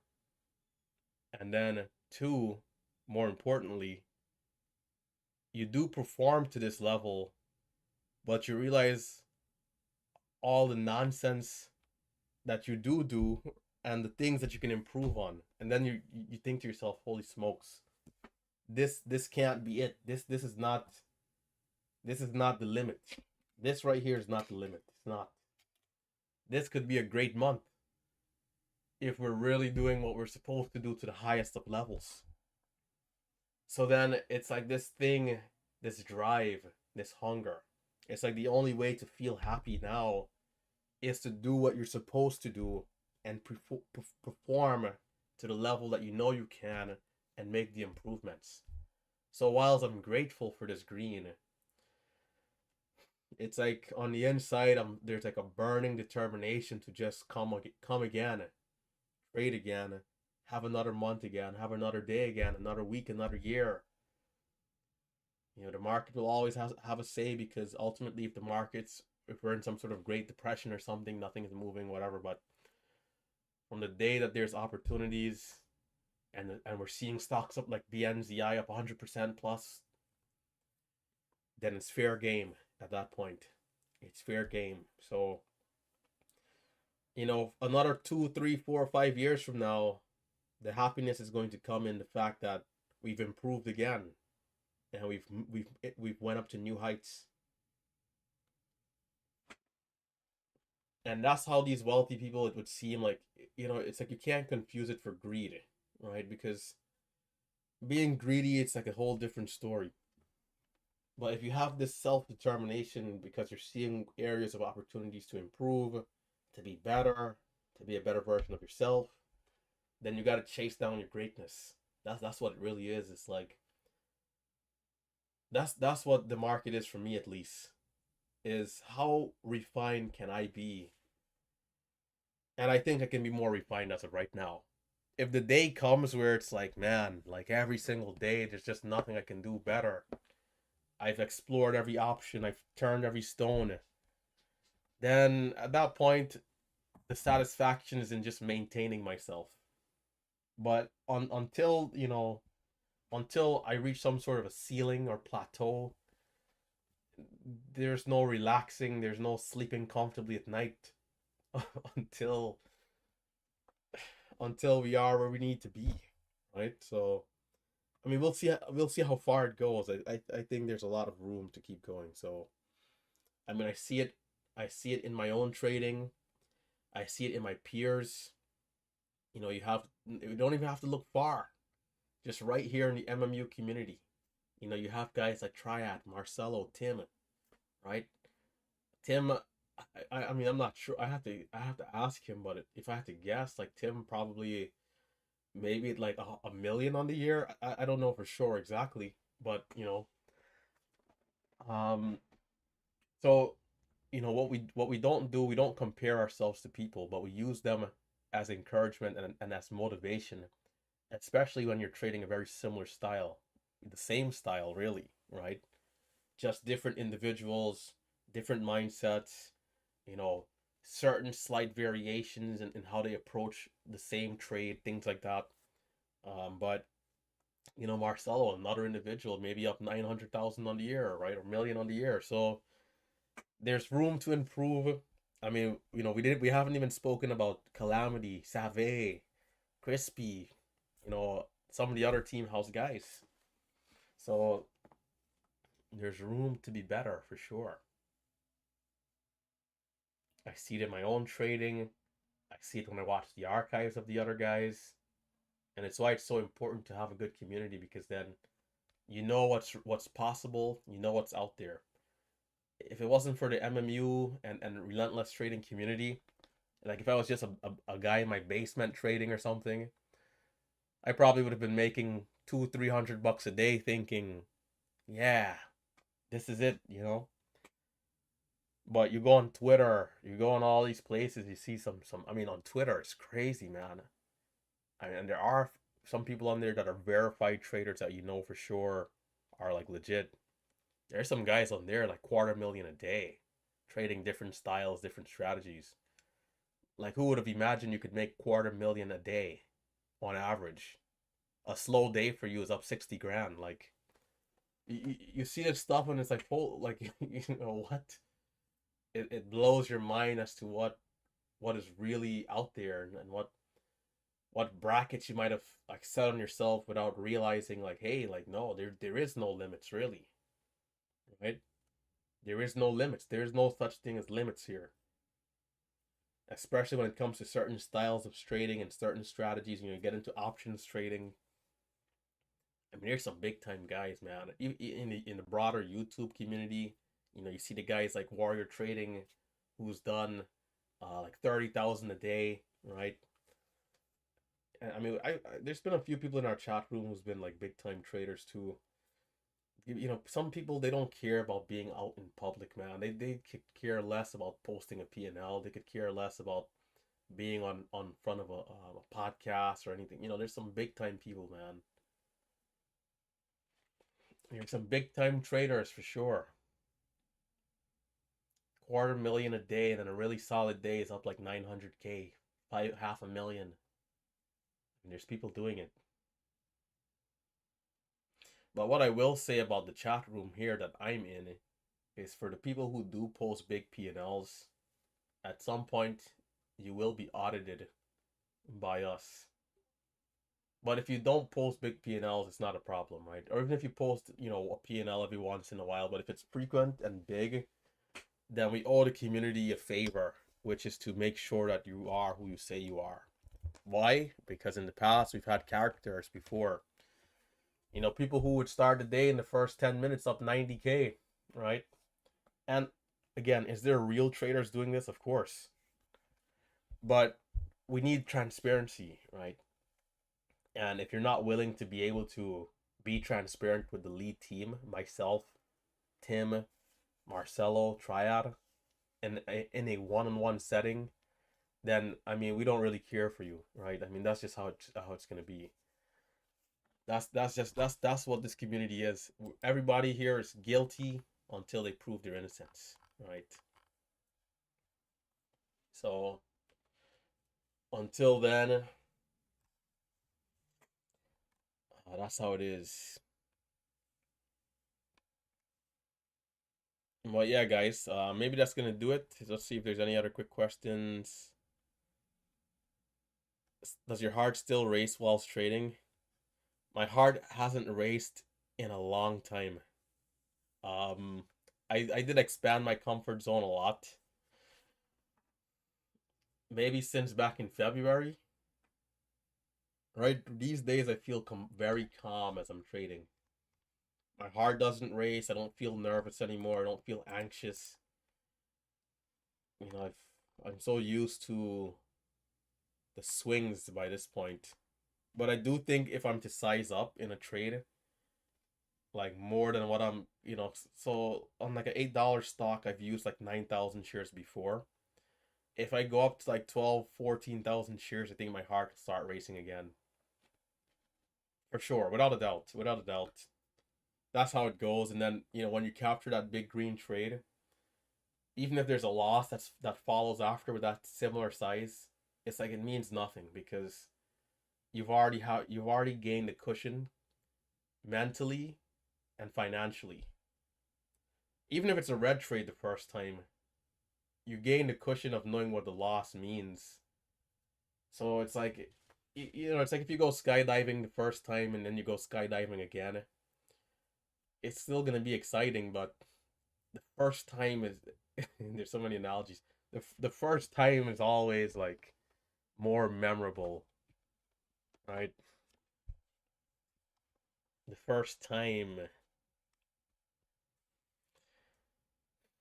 All right, that's gonna do it. Crispy is also giving a bit of a recap in the chat room here. So for anybody on the YouTube live stream who is also in the chat room, if you guys want to listen in on Crispy Trades recap, and in fact, you know what? What I'll do, I'm gonna exit the live. I'm gonna exit this chat up here, and I'm gonna let the live stream listen in for a little bit, and then we'll shut it down. So let's go ahead and see how Crispy Trades did on the day. One of the Team House members.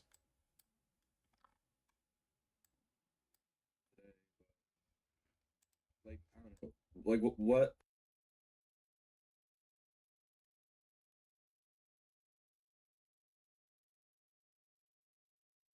Like, I feel like on a lot of these low floats now, like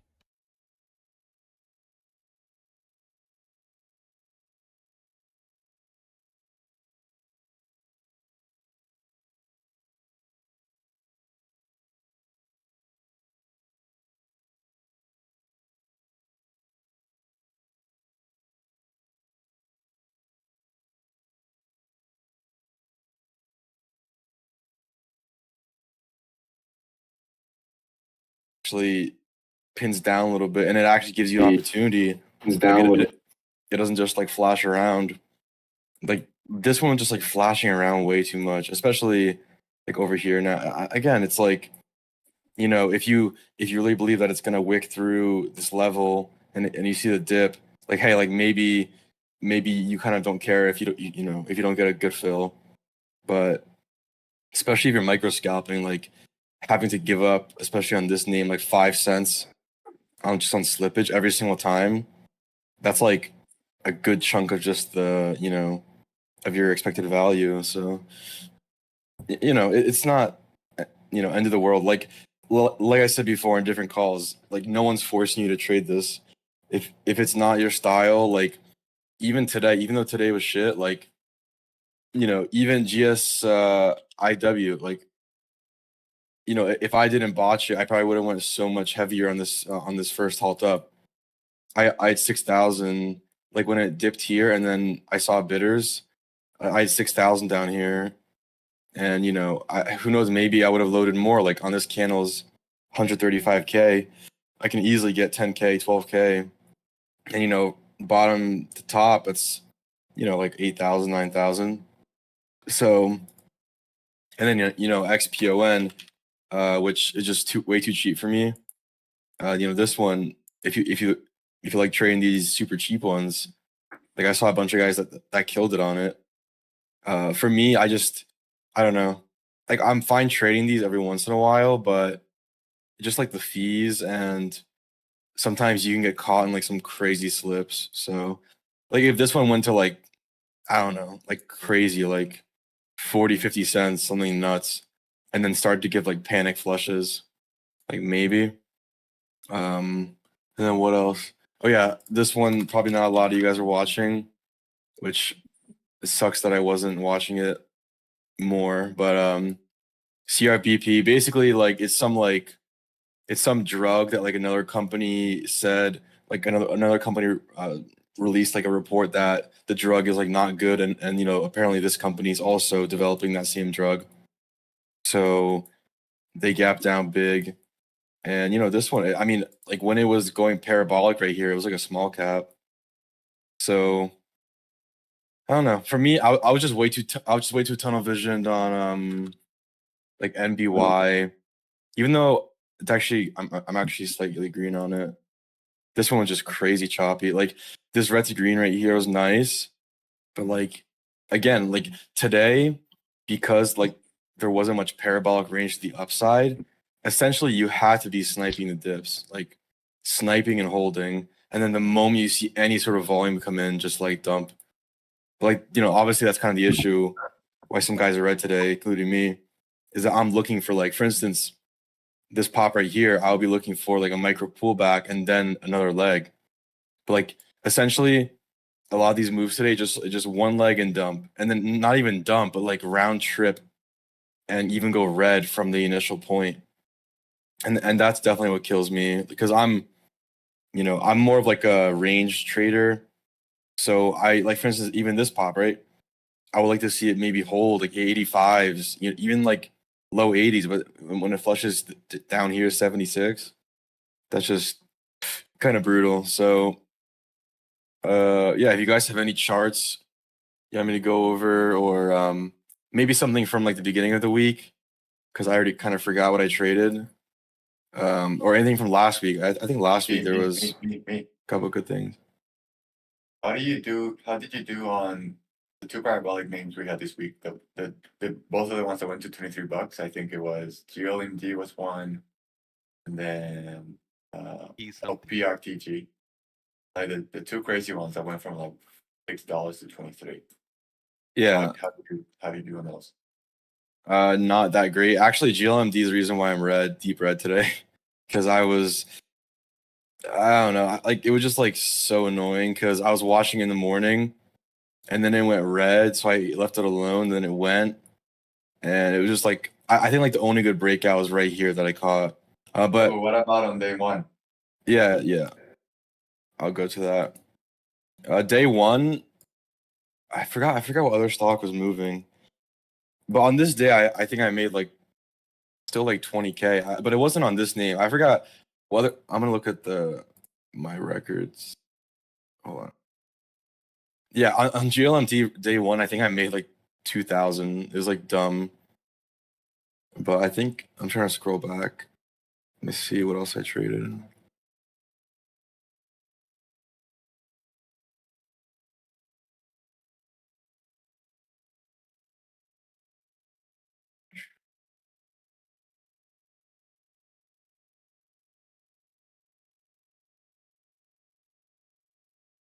Um, oh wait. Oh, this was on Tuesday. I thought this was Monday. My bad.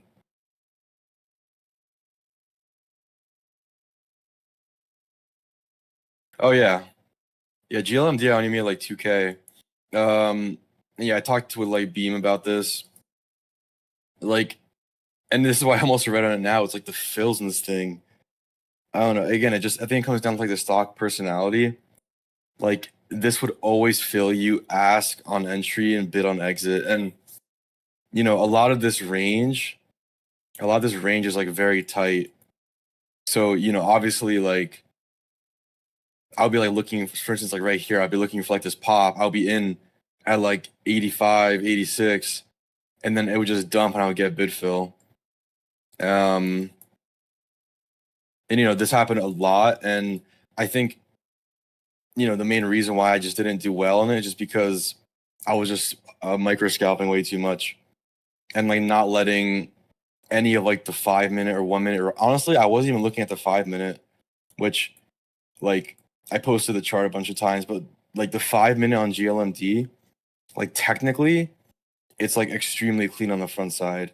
Like how it was trapping, how it was reclaiming. But then like the actual action and like, the way that it was pushing, in my eyes, was like a little bit just hard to read.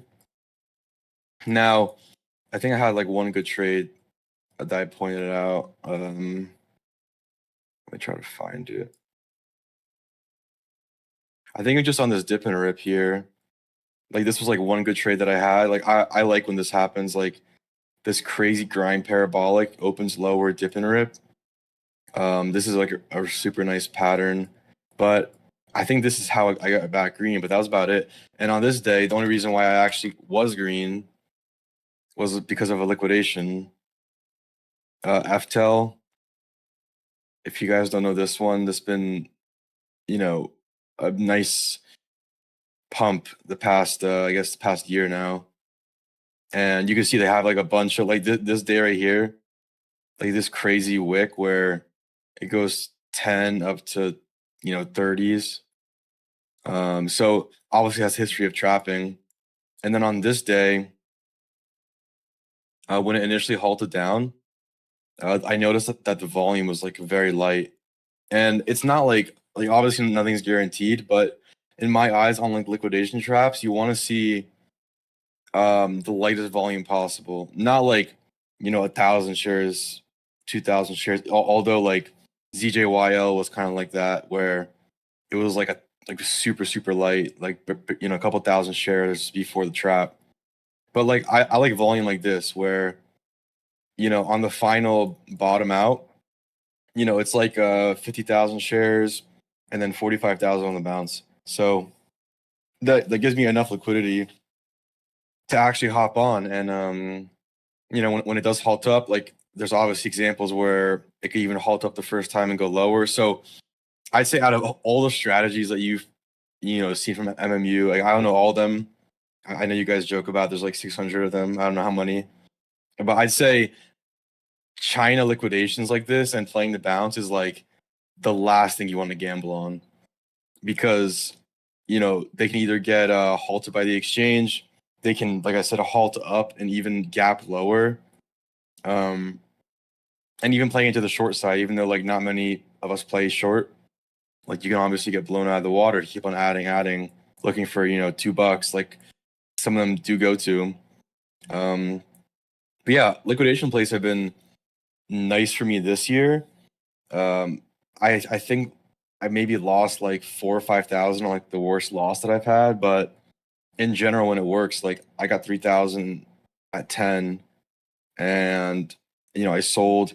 Unfortunately, I sold 2,000 at resumption, but I kind of had to, because if it rolled back over, it would have given back everything. And then I sold the 1,000 on this pop, so that was like 12 or 13K. And the good thing for me, at least, that I see is that this is still scalable. Like, this is almost 100,000 shares on the bottom. So, could I easily be like 10% of that, 10,000 or even 20,000? And like maybe 20,000 is pushing it, but definitely at least 10,000. And then from bottom to top, that's obviously if you ticked it, that's 80,000. And yeah, there was also one more liquidation play that I almost had a like $40,000 winner on that I sold right before the halt.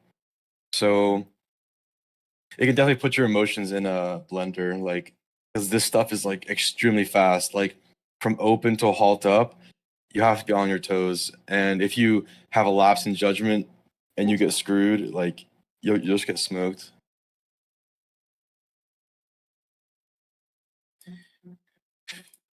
Any other charts you guys like from even this month? Honestly, pull up your trader view, and if there's any stocks that you did good on or could have done better on, I can take a look.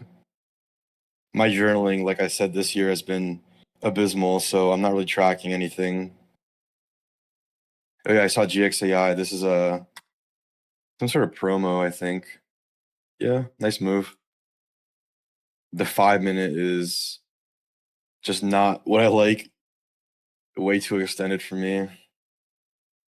And like also these wicks that kind of pattern wise don't make much sense. Like for me, there's absolutely like no entry. In fact, this is probably a short,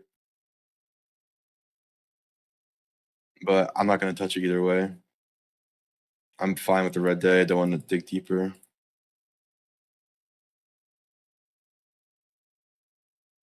What do you think of BNCI? Do you think he can go to 7? Which one? BNCI right now. BNZI. Oh, yeah. I mean, if you look at the larger time frame, this is the classic painted chart, right? Monster wedge from the pre-market that builds into the open. Yeah, I mean, we've seen it, right? Like the all-day consolidation, then either like smacks up or it traps, or it can just bleed, right? I'm gonna check the dilution on this. I think they had something. Yeah, like I'll just send it because this is good for some of you guys if you want to start kind of expanding the variables that you take into account. Like I'll post it in the general chat. So this is the dilution tracker. So from their whatever data tracking, they're saying that BNZI overall risk for like offering is high, their ability to offer is high, their overhead supply is high, their historical dilution is high, and their cash need is high. So which is like, the ultimate recipe for dilution at the end of the day. So I'm just looking at what they have. Now that we got See. the Fed rate cut, how do you see the market moving forward, like small cap and large cap? I mean, I think it's good for small caps in general. We still have a way to go down. I'm in no means like an economist, so obviously, like all of us in the market, we at least follow like what's happening. And historically, like if you look at like bonds, like yields from the government, they obviously went to near zero. Like money was essentially free during COVID 2021. And once they start hiking, then 2022, a lot of like the bigger guys, like retail traders, they struggled. Like if you look at it, like Matt on Twitter, which he's a great guy. I'm not slamming him, but obviously he had like a pretty. When are you buying this thing? Ah! Fucking right. Why would you buy it, dude? Terrible. Anyways, what was I saying? Oh yeah, like Matt he was at like 12 mil, and then from the top. Oh, actually, I can just pull up the website. What am I doing?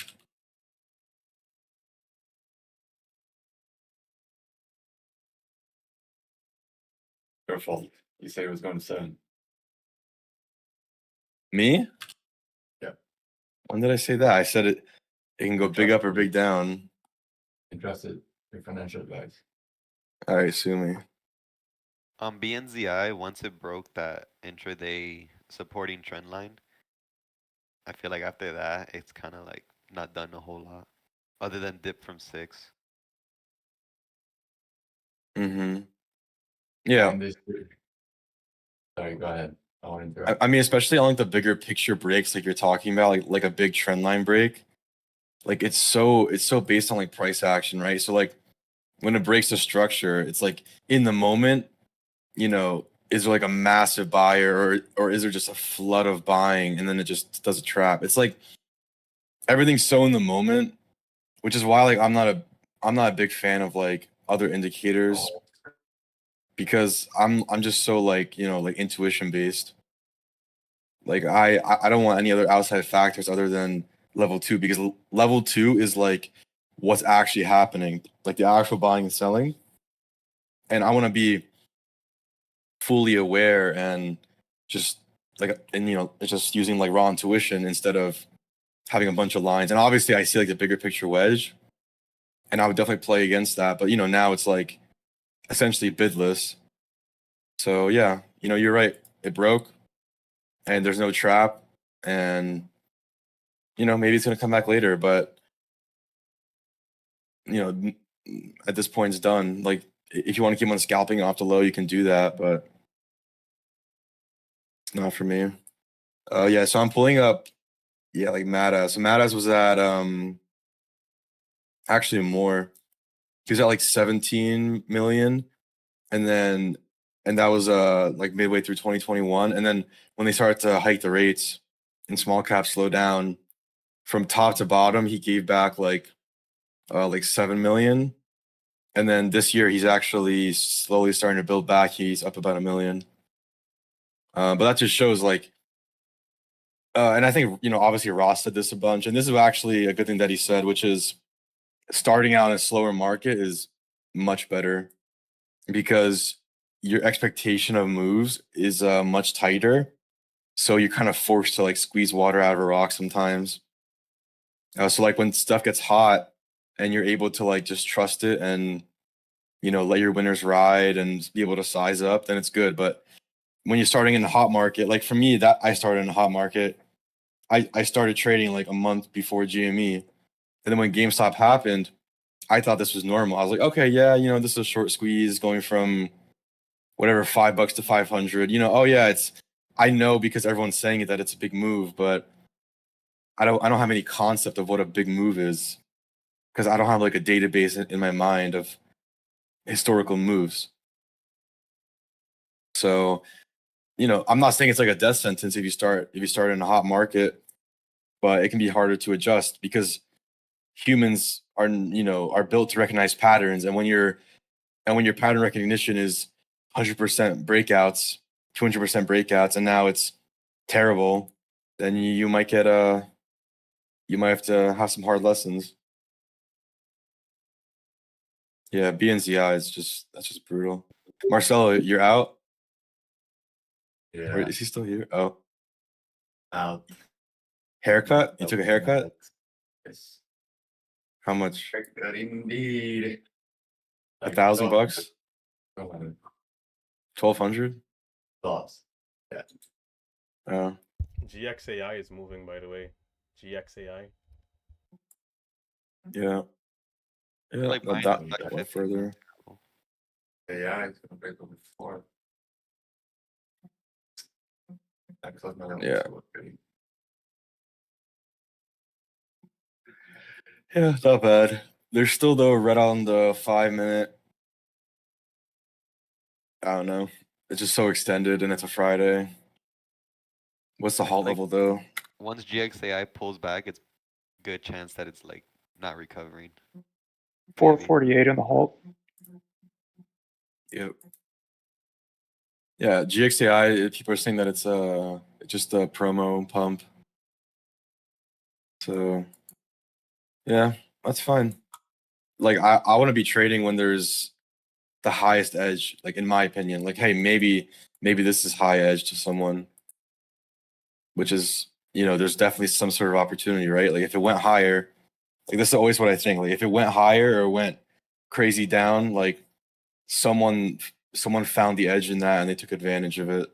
So maybe you're just not seeing it. And I'm probably just not seeing why this thing is 1, 2, 3, 4, like 8 green candles in a row in the 5 minute. I don't really see why I would have to chase this. Mhm.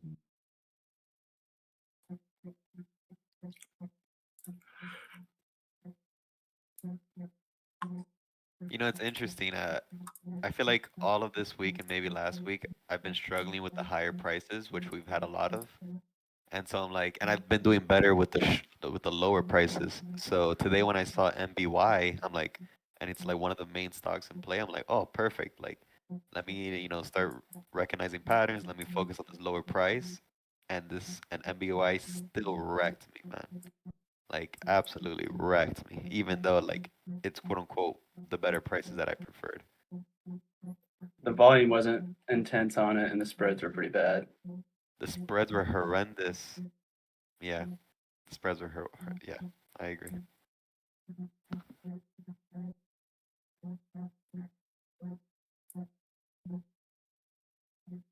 Yeah, like even that 90 break at the open, I had like only 12K shares because I didn't have a cushion, but it like algo spiked to 94 and immediately rejected back to GSAI. 90 and then failed. Like you didn't even have a chance to sell at 94 unless you like timed it perfectly.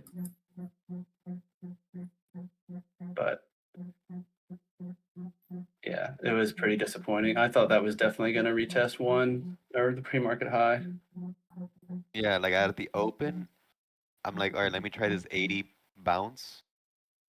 But then boom, it flushes right through it, gets me there, and then does that huge recovery or like that huge red to green.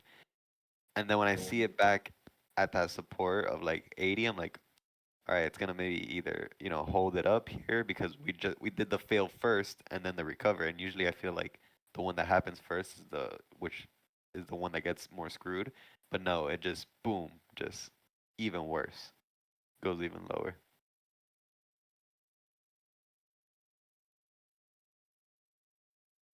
Schwab screwed me on MBY because I try to smack like just whatever. I just spam buy button 10K, and it says the order was too big, so I did 9K and that was good, right? But I was already at that point chasing it.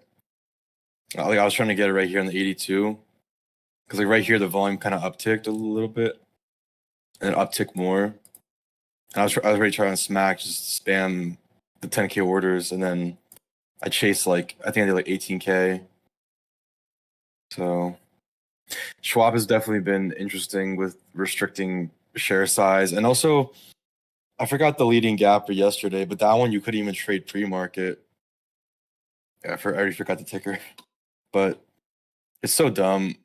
Like I understand from like a risk management point of view, but I don't know. Like most of these small caps are non-marginable anyways, so it's whatever. Do you trade those stocks? Do you trade non-marginable stocks? Well, I don't even know like majority of the time if it's marginable or non-marginable. I would assume most of the shitty small caps are non-marginable. Like I don't know. I guess in like the bigger picture, it probably maybe has some effect. Like if it's marginable, people put more money, but maybe there's some sort of correlation. But personally, I think there's more correlation just focusing on the flow and the news and the market environment and how that correlates to how big the move is or like what happens. Because just because you see something like some sort of pattern, like as they say, like, causation is not, or correlation is not causation. I think that's how it goes. So just because you see a theme doesn't mean that that's the reason why the stock is going up or down. It could be a different reason.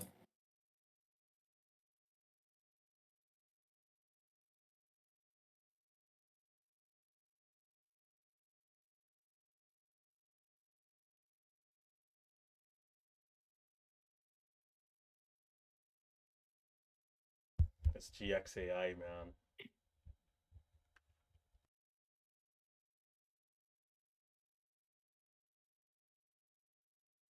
Who's trading GXAI? I'm watching at it, but didn't really do super well. Missed a big breakout down there at like 350. Yeah, I've only had a couple cent pops on it, like 3 cent each. Is a decent 1 minute pullback under 4. Once we tested 4 there, pull back to 380, nice hold there, and then break through 4. That was like picture perfect. Increasing volume too. I agree.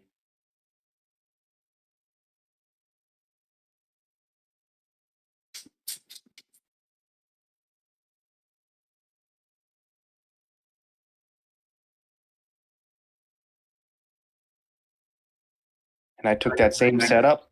I took yesterday on ZEO. Tested $4, pullback, and then it dropped a whole $1 a share. I just got wiped on that one. It wasn't the same setup though, because this thing is making buys and everybody's looking at it. CEO was range bound. Depths. Yeah. I guess context is completely different, which is why, yeah, absolutely, it got smoked. Made sense. So Crispy, you never got a good fade violation?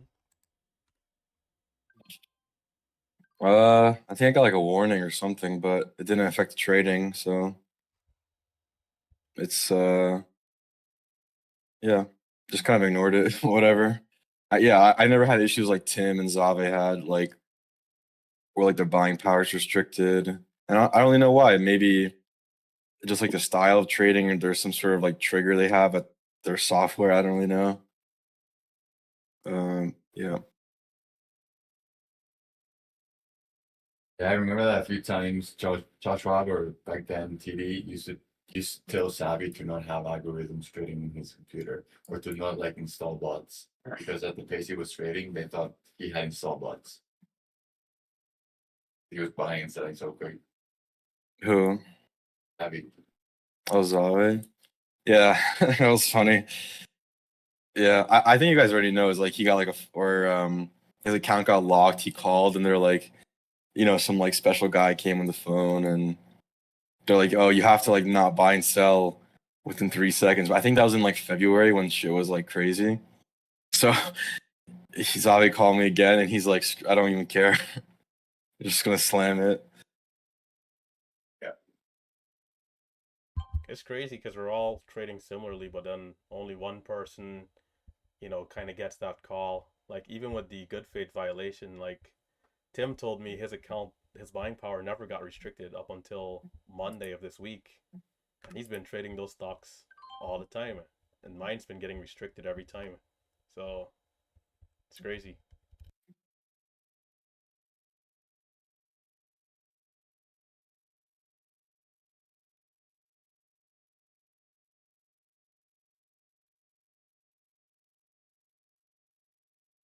In theory, they're working to remove that thing.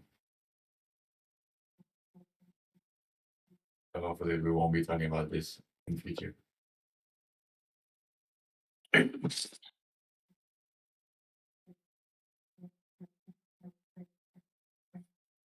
Have you noticed any difference, Crispy, when between trading in TD versus Schwab? Yeah, I think I answered it a couple times, but yeah, of course it's a little bit different, but in general, it's like if you're trading, liquid enough stocks, like you can definitely adapt to whatever. Like I think all of us, right? Like, or not all of us, but essentially majority of micro scalpers, like this year has been their best year, like regardless of a broker change, which is pretty major. So I would only be concerned if it's like everyone is just like barely making any money because the fills are that bad, or it's just like some sort of crazy restrictions. But I don't know. In general, it's been good. So, I have no plans of switching. And, if it's going to happen one day, everyone wakes up and it's just gone somehow, then that's fine too. I'll just get, find another broker and start over. Yeah. Calamity, how you doing, man? Is he here?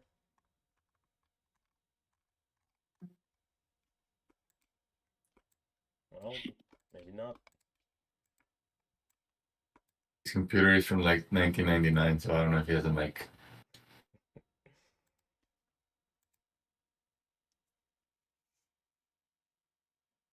One good thing though is that we don't have that 390 order rule anymore. Yeah, that is true. And I think that's even more important than having stocks being marginal and non-marginal, especially for people that like trading penny stocks and a lot. But I remember back in the day, for example, BMAC, he had a big cap on his profits because he had to stop after 399. And also a few people in here, but now you can go forever. One.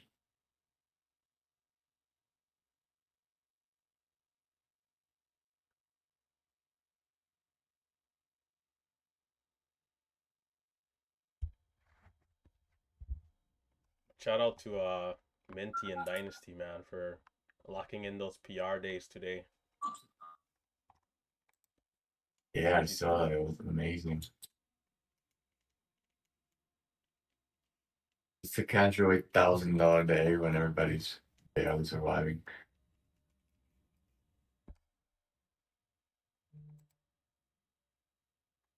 Where's Tim?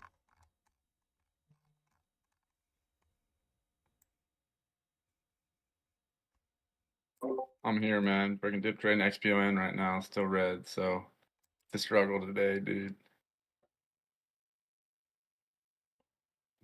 If it's GXAI. What stock got you today, Tim? NBY out of the open, dude. I took some really just. Man, I keep saying I'm gonna not size at the bell, and then I'm down 850 in the first 2 minutes, and I'm like, and then I sell right before the low, switch over to the other stock. That's the low, sets in, curls over 90. I'm like, oh man, dude, it's brutal. So it's just bad on my end. I could have really nailed it if I just waited for that first dip on NBY, but it is what it is.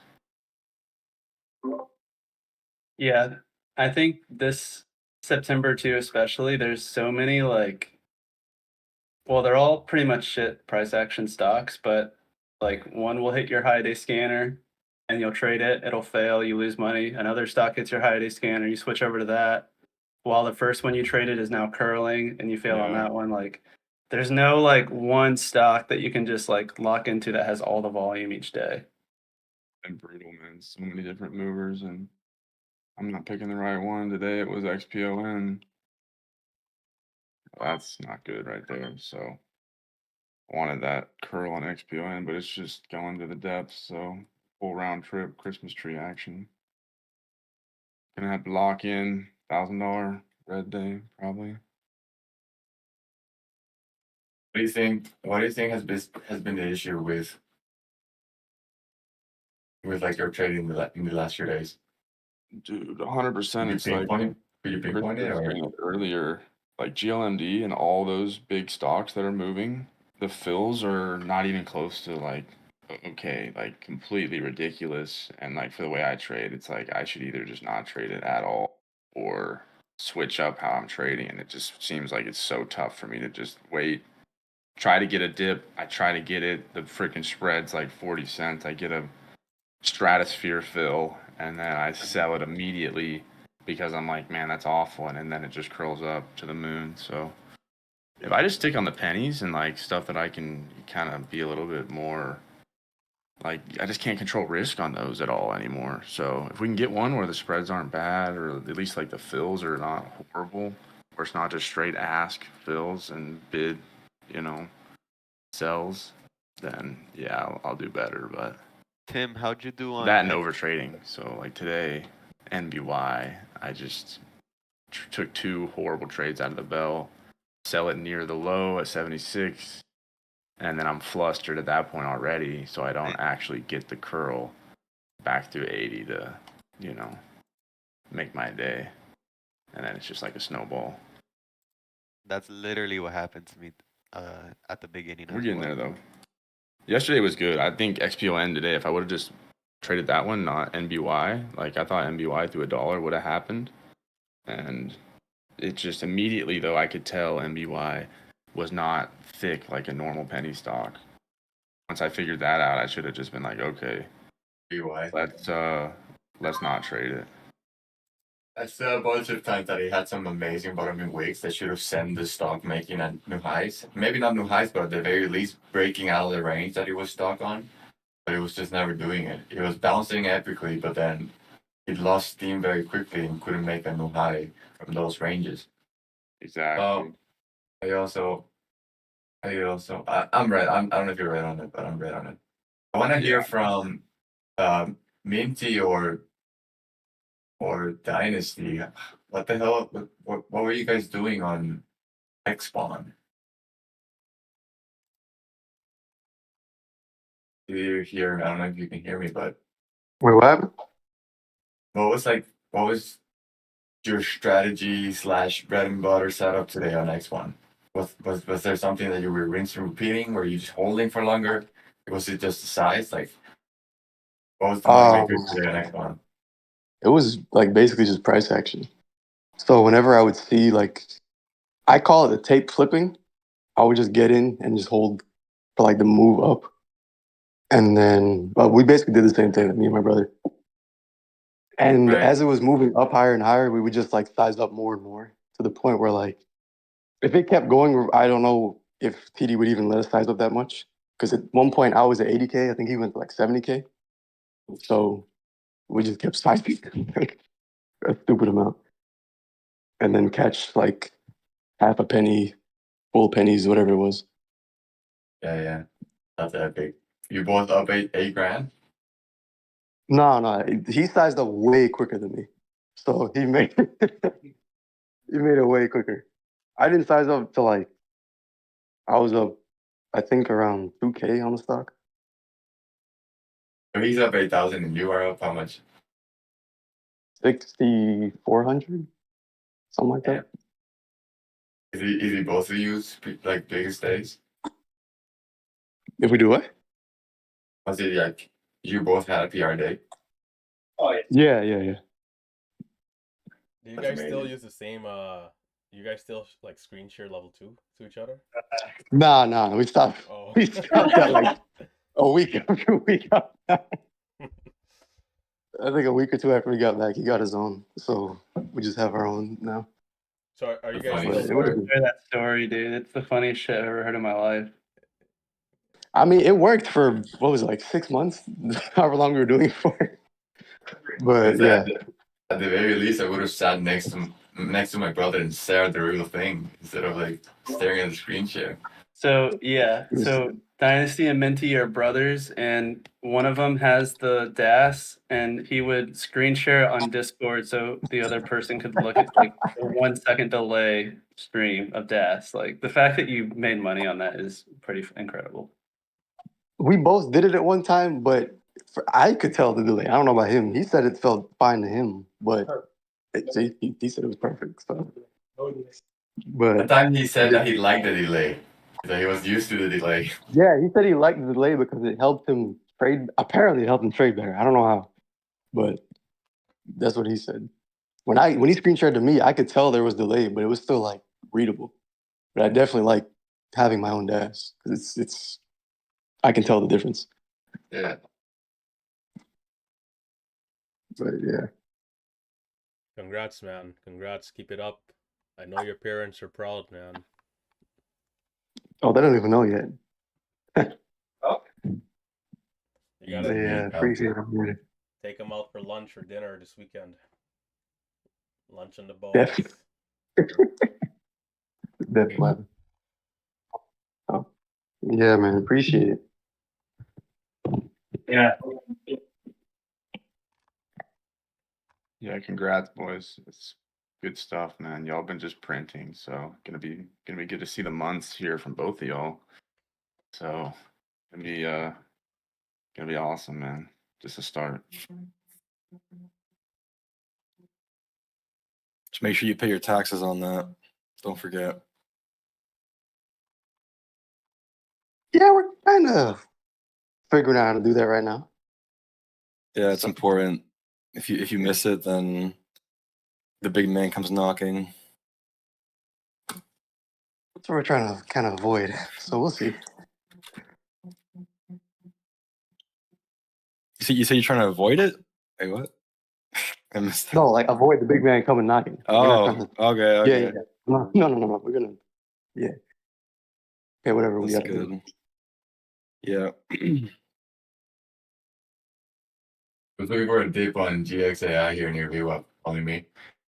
Yeah, only you. It looks like shit. I'm watching it under 70. I've been taking stabs at it, but I'm not up a lot on it. I think it's gonna slip to 60s. All right, hold on. I'll support the bid. Gotta pull up Schwab. Under 70, algo spike up to 410.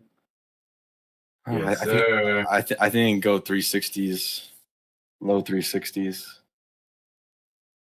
It's a confirmation that we're not getting that at all, so we might just go up there. This stock is in no man's land for me. I'll be staying away. New 1 minute coming in. Beamy's on you and me. I think we can hold it. We can get this. Big bidder at 310, so worst we can do is take a 50-cent loss, you know what I mean? Oh shit! I chased it, No. guys. Go ahead. We need Why is that cactus to not die. Bro, I lost $2. This Try to trading stuff double is it every hard. day. From $2 to 4. Yeah. It's not going until it gets below 70. Yeah, but I don't like it anymore because he kind of did the bounce already, but he just Maybe next 5 minute it's gonna do the wick. This 5 minute it doesn't look good if it does it. It's a minute 15. I agree with that. Big seller at 84. That's not good. Oh, it is good. You want it to dump. There's no structure here if it goes higher. But Alright, this 5 minute looks bad. Getting destructor ready. Here we go. Oh, I think it's holding. My fingers are in the structure. Ready to hit it.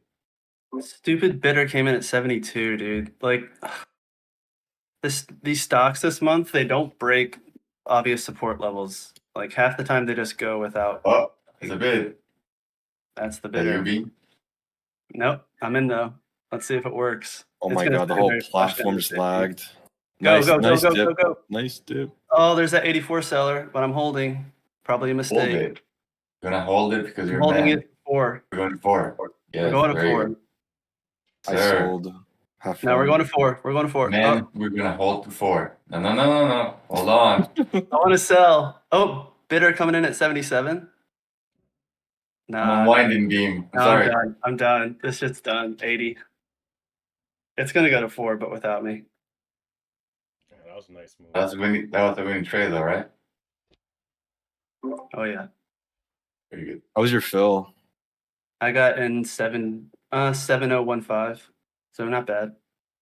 Yeah, I got 370 flat. But, My like- whole platform just froze, and I didn't see the shares until it hit 380. Yeah, I'm on DAS now. Screw TOS.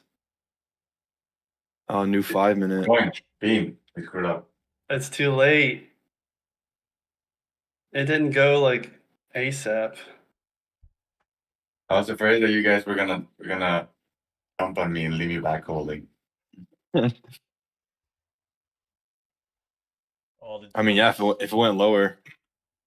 One thing I noticed too is like just timing wise, a lot of these support breaks, like if the first 15-second candle or the second one is not like surging and it's just chopping around, more often than not, it's just not really going to go any further. Normally, those support breaks, it's almost like ASAP resolution all the way to 4.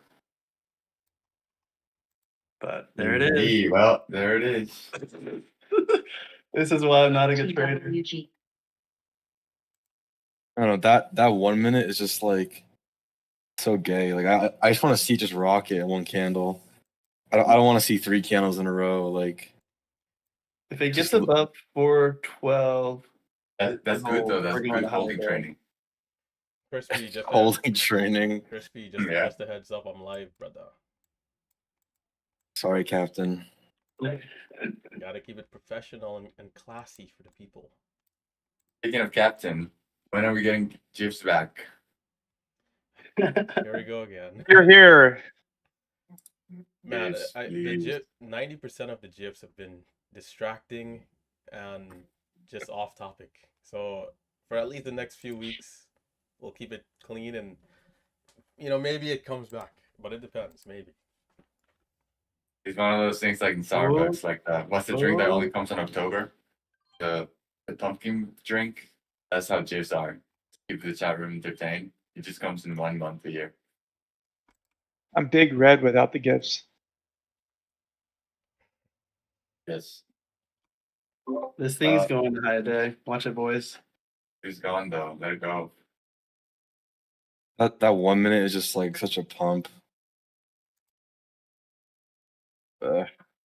Hey, maybe it goes, 410 break right here. Quick little swipe. Yeah. I'm not buying unless it gets back to 370 or it gets above 4. Are you green 410. bean? Yeah, I'm a green bean today. Green bean. Green bean. But is I really- was, dude, I'm telling you, man.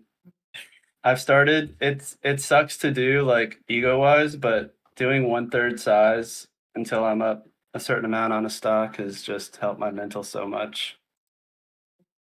It doesn't only help your mental, but it also helps. Like if you feel part of the problem is bad fails, with the smaller size, you're gonna get better fails. So It Yeah, helps 2 things. Like BNZI, I was only doing 500 shares, and I'm still down $500 on it because I caught that nasty flush from like 90 to 60 or whatever it was. But it would have been 1.5K. Please I mean, rock it. There's a bidder. Oh my god, we're going. I just loaded the hell up. Here we go. Having a lagging order here. What the heck? Is everything What frozen? the hell? I was dumb. It was right there. The 410. Yeah, from 410, and then the bid just said like 395. Yeah. I had bottom tick and I sold bottom tick. Nice. He's gone, I fellas. still haven't gotten filled. It's still lagging. Come on. That's what been tricky about trading these last few weeks. It's like the bid and the ask are just like spinning all the time. The algos. Another thing that I noticed that is more common is us getting random wicks that don't even show in the level 2. Manipulation, Mhm. perhaps. We're getting smarter, friends. They're evolving faster than we are.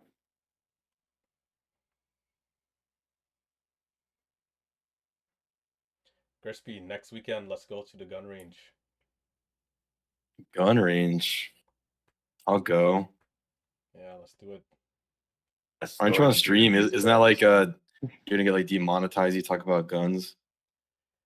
You're not allowed to talk guns anymore. I don't get paid from this YouTube stuff anyway, so. Okay. YouTubers are they're cheap.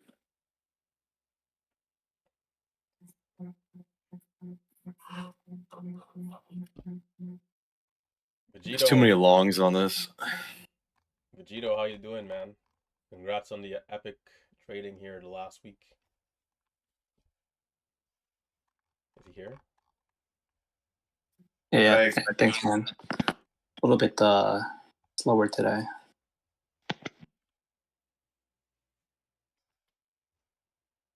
Jiro, are you Filipino?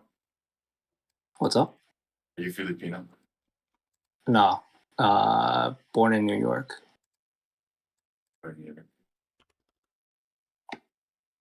Parents are from Taiwan though, so partly why I'm here. Also, don't want to get hit with that New York State tax. How's the latency? Wait, you're in Taiwan right now? Yeah, yep. What time is it there, and how's the latency? 11 a.m. and latency is super shit. Jesus Christ. So are you Trading at hyper midnight? scalping, or just holding longer? Depending on how volatile each stock is. So like NVDA today, I'm not even doing anything fast, just kind of like minute trading with it. And then for something like XPON, I'll be in and out within like 5-10 seconds, 5 seconds.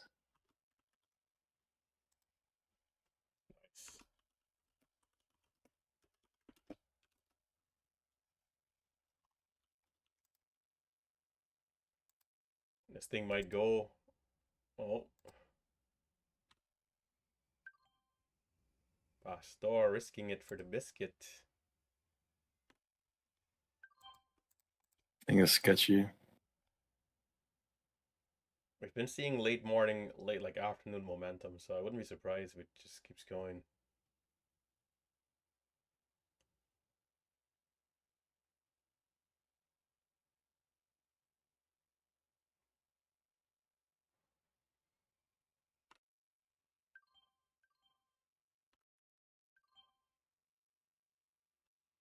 Sort of hidden.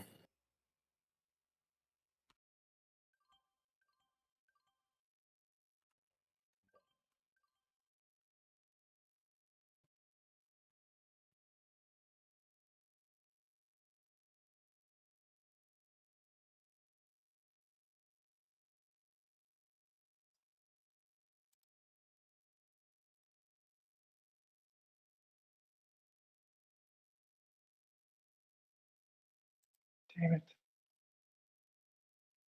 Right back down. Sorry about that. I dumped on you guys. Yeah, I got all good. 440 though, luckily. Pretty good. Good.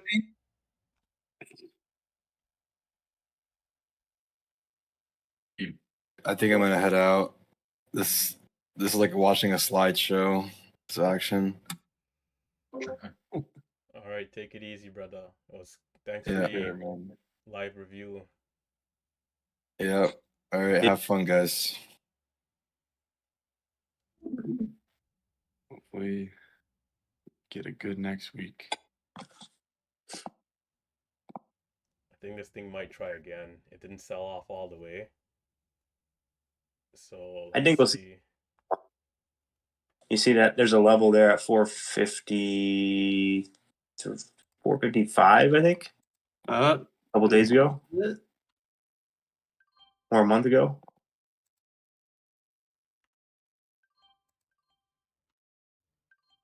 A lot of these high day pops just instantly reject back below your entry, so you have to like hold it if you want to get that resolution. I agree, but it's so hard for me to hold if I'm not in on like the proper dips, like trying to buy for the high of day. It makes it tricky. Yeah.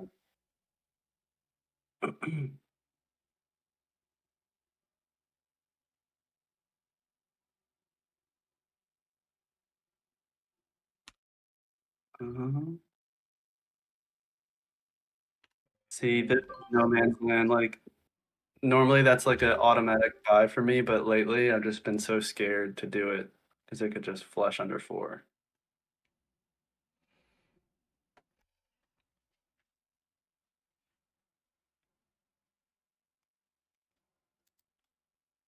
Are you green today, RT? No, green like red like 700. It's been a Which stock did you trade? What's his name at the beginning? The penny? No, I actually was red on BNZI, like just sadly missed every single big move and chopped around. Paper cuts, paper cuts. Yeah, I'm red on BNCI too. It's been such a great week, like in terms of momentum. It's been volatile, but I'm not happy with my performance. So this weekend I gotta put in at least 10 hours, man. I'm gonna watch a ton of archives from you guys and just be ready for Monday, because Monday I'm coming with a steam and I'll be back. It'll be time to fly.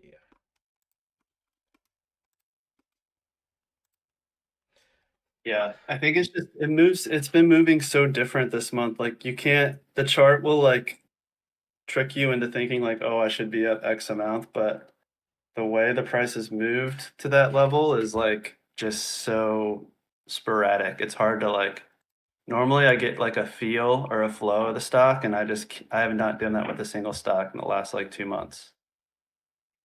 Yeah, I agree. I mean, I've definitely seen my share of like complications, let's say, where there's so many days where it's like, man, like with how I saw the momentum, with how things happened, I would have expected myself to be green, let's say 2-3K, but here I am up 500-600 bucks. And like you said, like the way how the moves are happening, sometimes that intuition just not quite in the right place, and you kind of fumble the move up and don't get to fully capitalize.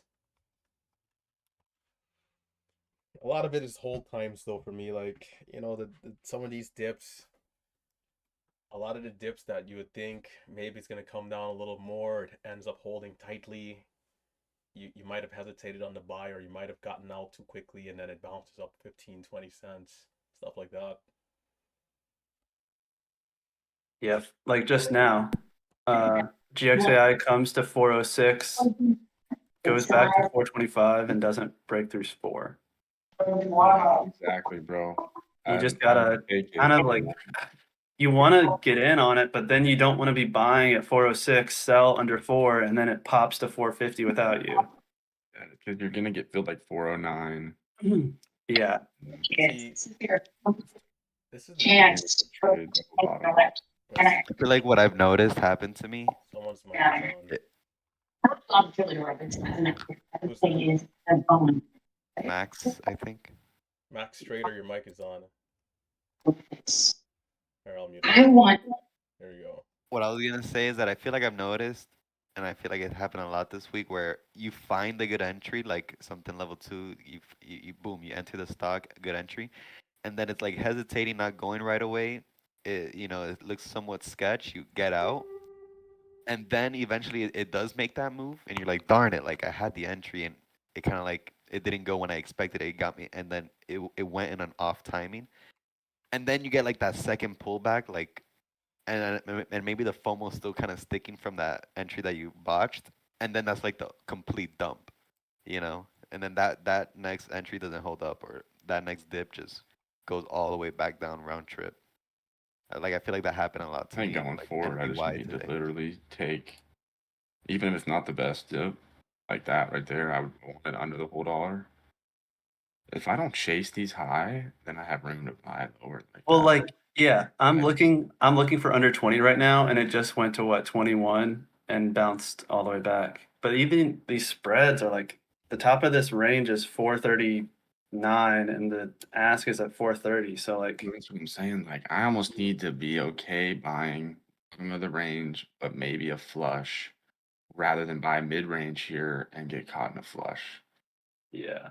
So It's, that it's if I could also Like switch that up, it's also why even if what you get in, Marcelo is yeah. doing is like working so well, like because he's holding those dips a little longer and sometimes averaging in, which can be tricky if it flushes. But when the dips are holding, man, getting that massive position, that longer hold time, is like paying off right now.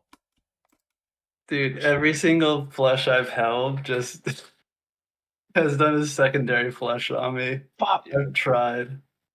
This thing's going over 450, right? I would like to think so. But it's being I don't know. 410 first though. I think it needs to trap somebody first, yeah. Or it's just gonna go because that's the I think market. the next little quick flush we see gonna get bought up all the way up to 450. Maybe like this. Like, look at that. I'm in at 24. Like, that's Dude, the just fill on so that bad. crazy high. Look at that. Like, the ask is coming back. 25. 27 enter there. What? I'm holding. We're going to 450. I don't think Oh, so. This Four. Marcelo's 35. strategy paying off right there. He's holding. And look at that, dude. And I get out 28. Oh no. Seller came in. Oh no, beam. Uh Oh no, beam. oh. Beam. Are you holding this? A little bit. Oh no. Oh shit. See, I could. My like Adding- brain is wired to just sell as soon as I see something like that. Yeah. The mighty is adding it 410. Yeah, seriously. Which is the right thing to do, right? Because now And again, that's a good adding spot. 4, right? So it's like everybody's waiting for the sub flush and it just doesn't come. Are you But adding dude, Marcelo? I'm still in, and I did add, but I'm looking to sell break even at this point. Yeah, I'm selling. Because and I have agree you with you. gotten like these sub whole dollar dips? Have you gotten filled like 5 to 6 cents above the whole dollar? I feel like every single flush below the whole dollar, I hit buy, and the ask is at like 409. Yep. Lately. Yep. So the fill is not good enough for like the initial bounce. I agree, but if you hold for the second bounce, then even with the bad fill, you should still be able to make money. But I agree with Tim here. It's like now after that flush, I think we have to retest 4 and maybe even flush through 4.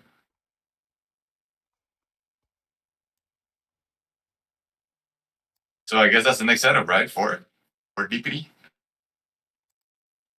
4, or if it gets above 420 and holds, then it could get back to 440. But like this is another one of those stocks that like I don't want to be the one person that misses out on the algo squeeze above high day. So like I'll take 10 stabs at it, lose 5 cents a share each stab just to get that one push.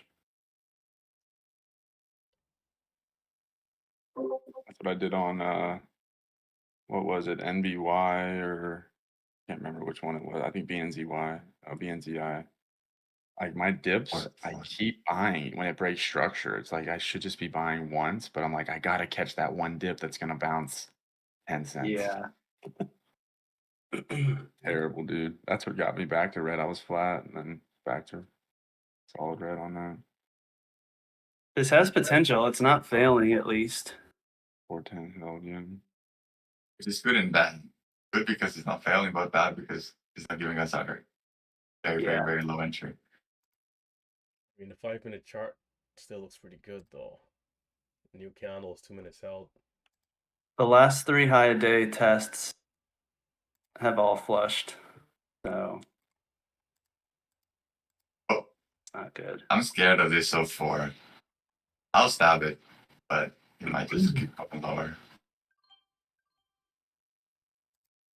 It's probably gonna do that stupid thing where it flushes below 4 and then does a secondary flush, and that's the one that goes. Or even worse, he flushes to 4 and he holds 401. And then you're like, All right, 393 is another support level at least, so low 90s if it goes below 4, which, okay, of I'm course. worried about a BNCI where it dips and then it just keeps on dipping. These damn. we could start and fills, just brother. in case we don't break on the 4.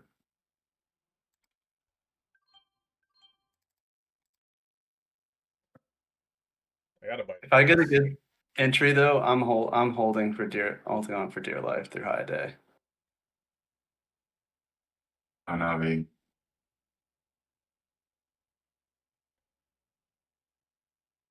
Yeah, it I might just not can't close I down. can't buy it right there, dude. Like, god damn. nice. I bought twice there. If I had like 505, I should have bought the bids. If I had like 505, I try to hold it. Yeah, it's tough. Yeah, Mighty, you're selling ask a lot, right? On the $10 stocks? So I've always sold ask, even when market orders were better and more forgiving spreads. So I think back then, me selling ask versus market, it wasn't that much of a difference because you were getting good fills with market. But now when the spreads are huge and fills are awful, I think me selling the ask is paying off more than it used to. But for me, I've always sold the ask, even when market orders were amazing. Even when the spread is 1 cent, I always sold the ask. Do you have an offset on your ask? It's interesting. So I feel like when I try to sell the ask, it comes right back down. And then I have to cancel the order and it's like, it's a fumble. Yeah, me I don't have an too. offset, no, because it's thinkorswim. I used to have a 1 cent offset on the ask. Yo, you guys have gone back to the ask? Still No. trading on POS. I did. I would love to, but I It's still can't cleaner. trust it. The only thing I don't like about DAS is like on penny stocks, I could just click buy 15K shares like 5 times and sell 15K at a time. But with DAS, I just have sell half hotkey, so I don't have like sell whatever. I don't know. Sell current position 1 or whatever. Yeah, so like if I'm in 60K shares, then I try to sell half and it like rejects the order because it's too big. Like I don't want to risk that. So I'm always mindful on max blocks you're allowed to trade. Becomes the forward test again. Like being able to, on better setups, hit my hotkey that was like a lot more size was so nice to be able to do. So I need to. Or Big seller at 418. did you think No. What a lover. This freaking And now it's Stop gonna it. go. Like, dude, it's so It's so tough to get a hold of it, it's, right? this is the market. Like I'm in there at 06. I'm like, sell it. Girls. Alright, I gotta was go. it 5? I'll catch you guys later. Live stream. Take it easy, man. Take it easy as well. Catch you guys next time. Freedom out TRD. here, man. We didn't even get the 4 dip. Gots to go, Pastor. Gots to go. Man, it's like a stock like this should be up $500. It's like the same thing. It's back at 4. It might come down this time, to be honest. Man, I need 1 day of just smooth trading. Alright, but I gotta go. Those 28. Yeah, I gotta head out of here. Alright, take it easy, guys. Stay safe, stay green. Hit that thumbs up. Join the chat room if you have not already. I mean, this is what goes down in the chat room. The guys jump on the call. We hang out. We have a good time. You can see that, you know, people are watching the same stock. So a lot of us trade very similarly, but still, you know, people are kind of, you know, doing their own thing. Crispy saying, hey, I don't like it. For me, I like it, so, you know, I'm going to trade it, and vice versa with all the other traders. So if it's something that you like, that you can get something out of, then, you know, you go for it. If not, you know, but you don't want to necessarily be influenced by someone so much to where it's like, hey, this person doesn't like it, so I don't like it. You still have to do your own trading, right? So in terms of joining the chat room, just watch out for that right there, right? Make sure to just do your own due diligence, your own research. And yeah, but that's gonna do it. Stay safe, stay green, hit that thumbs up. We're ending the day red, $765. Not the best day, not the best week, but we'll be back Monday. We're gonna study up a lot over this weekend and come prepared. All right, stay safe, stay green.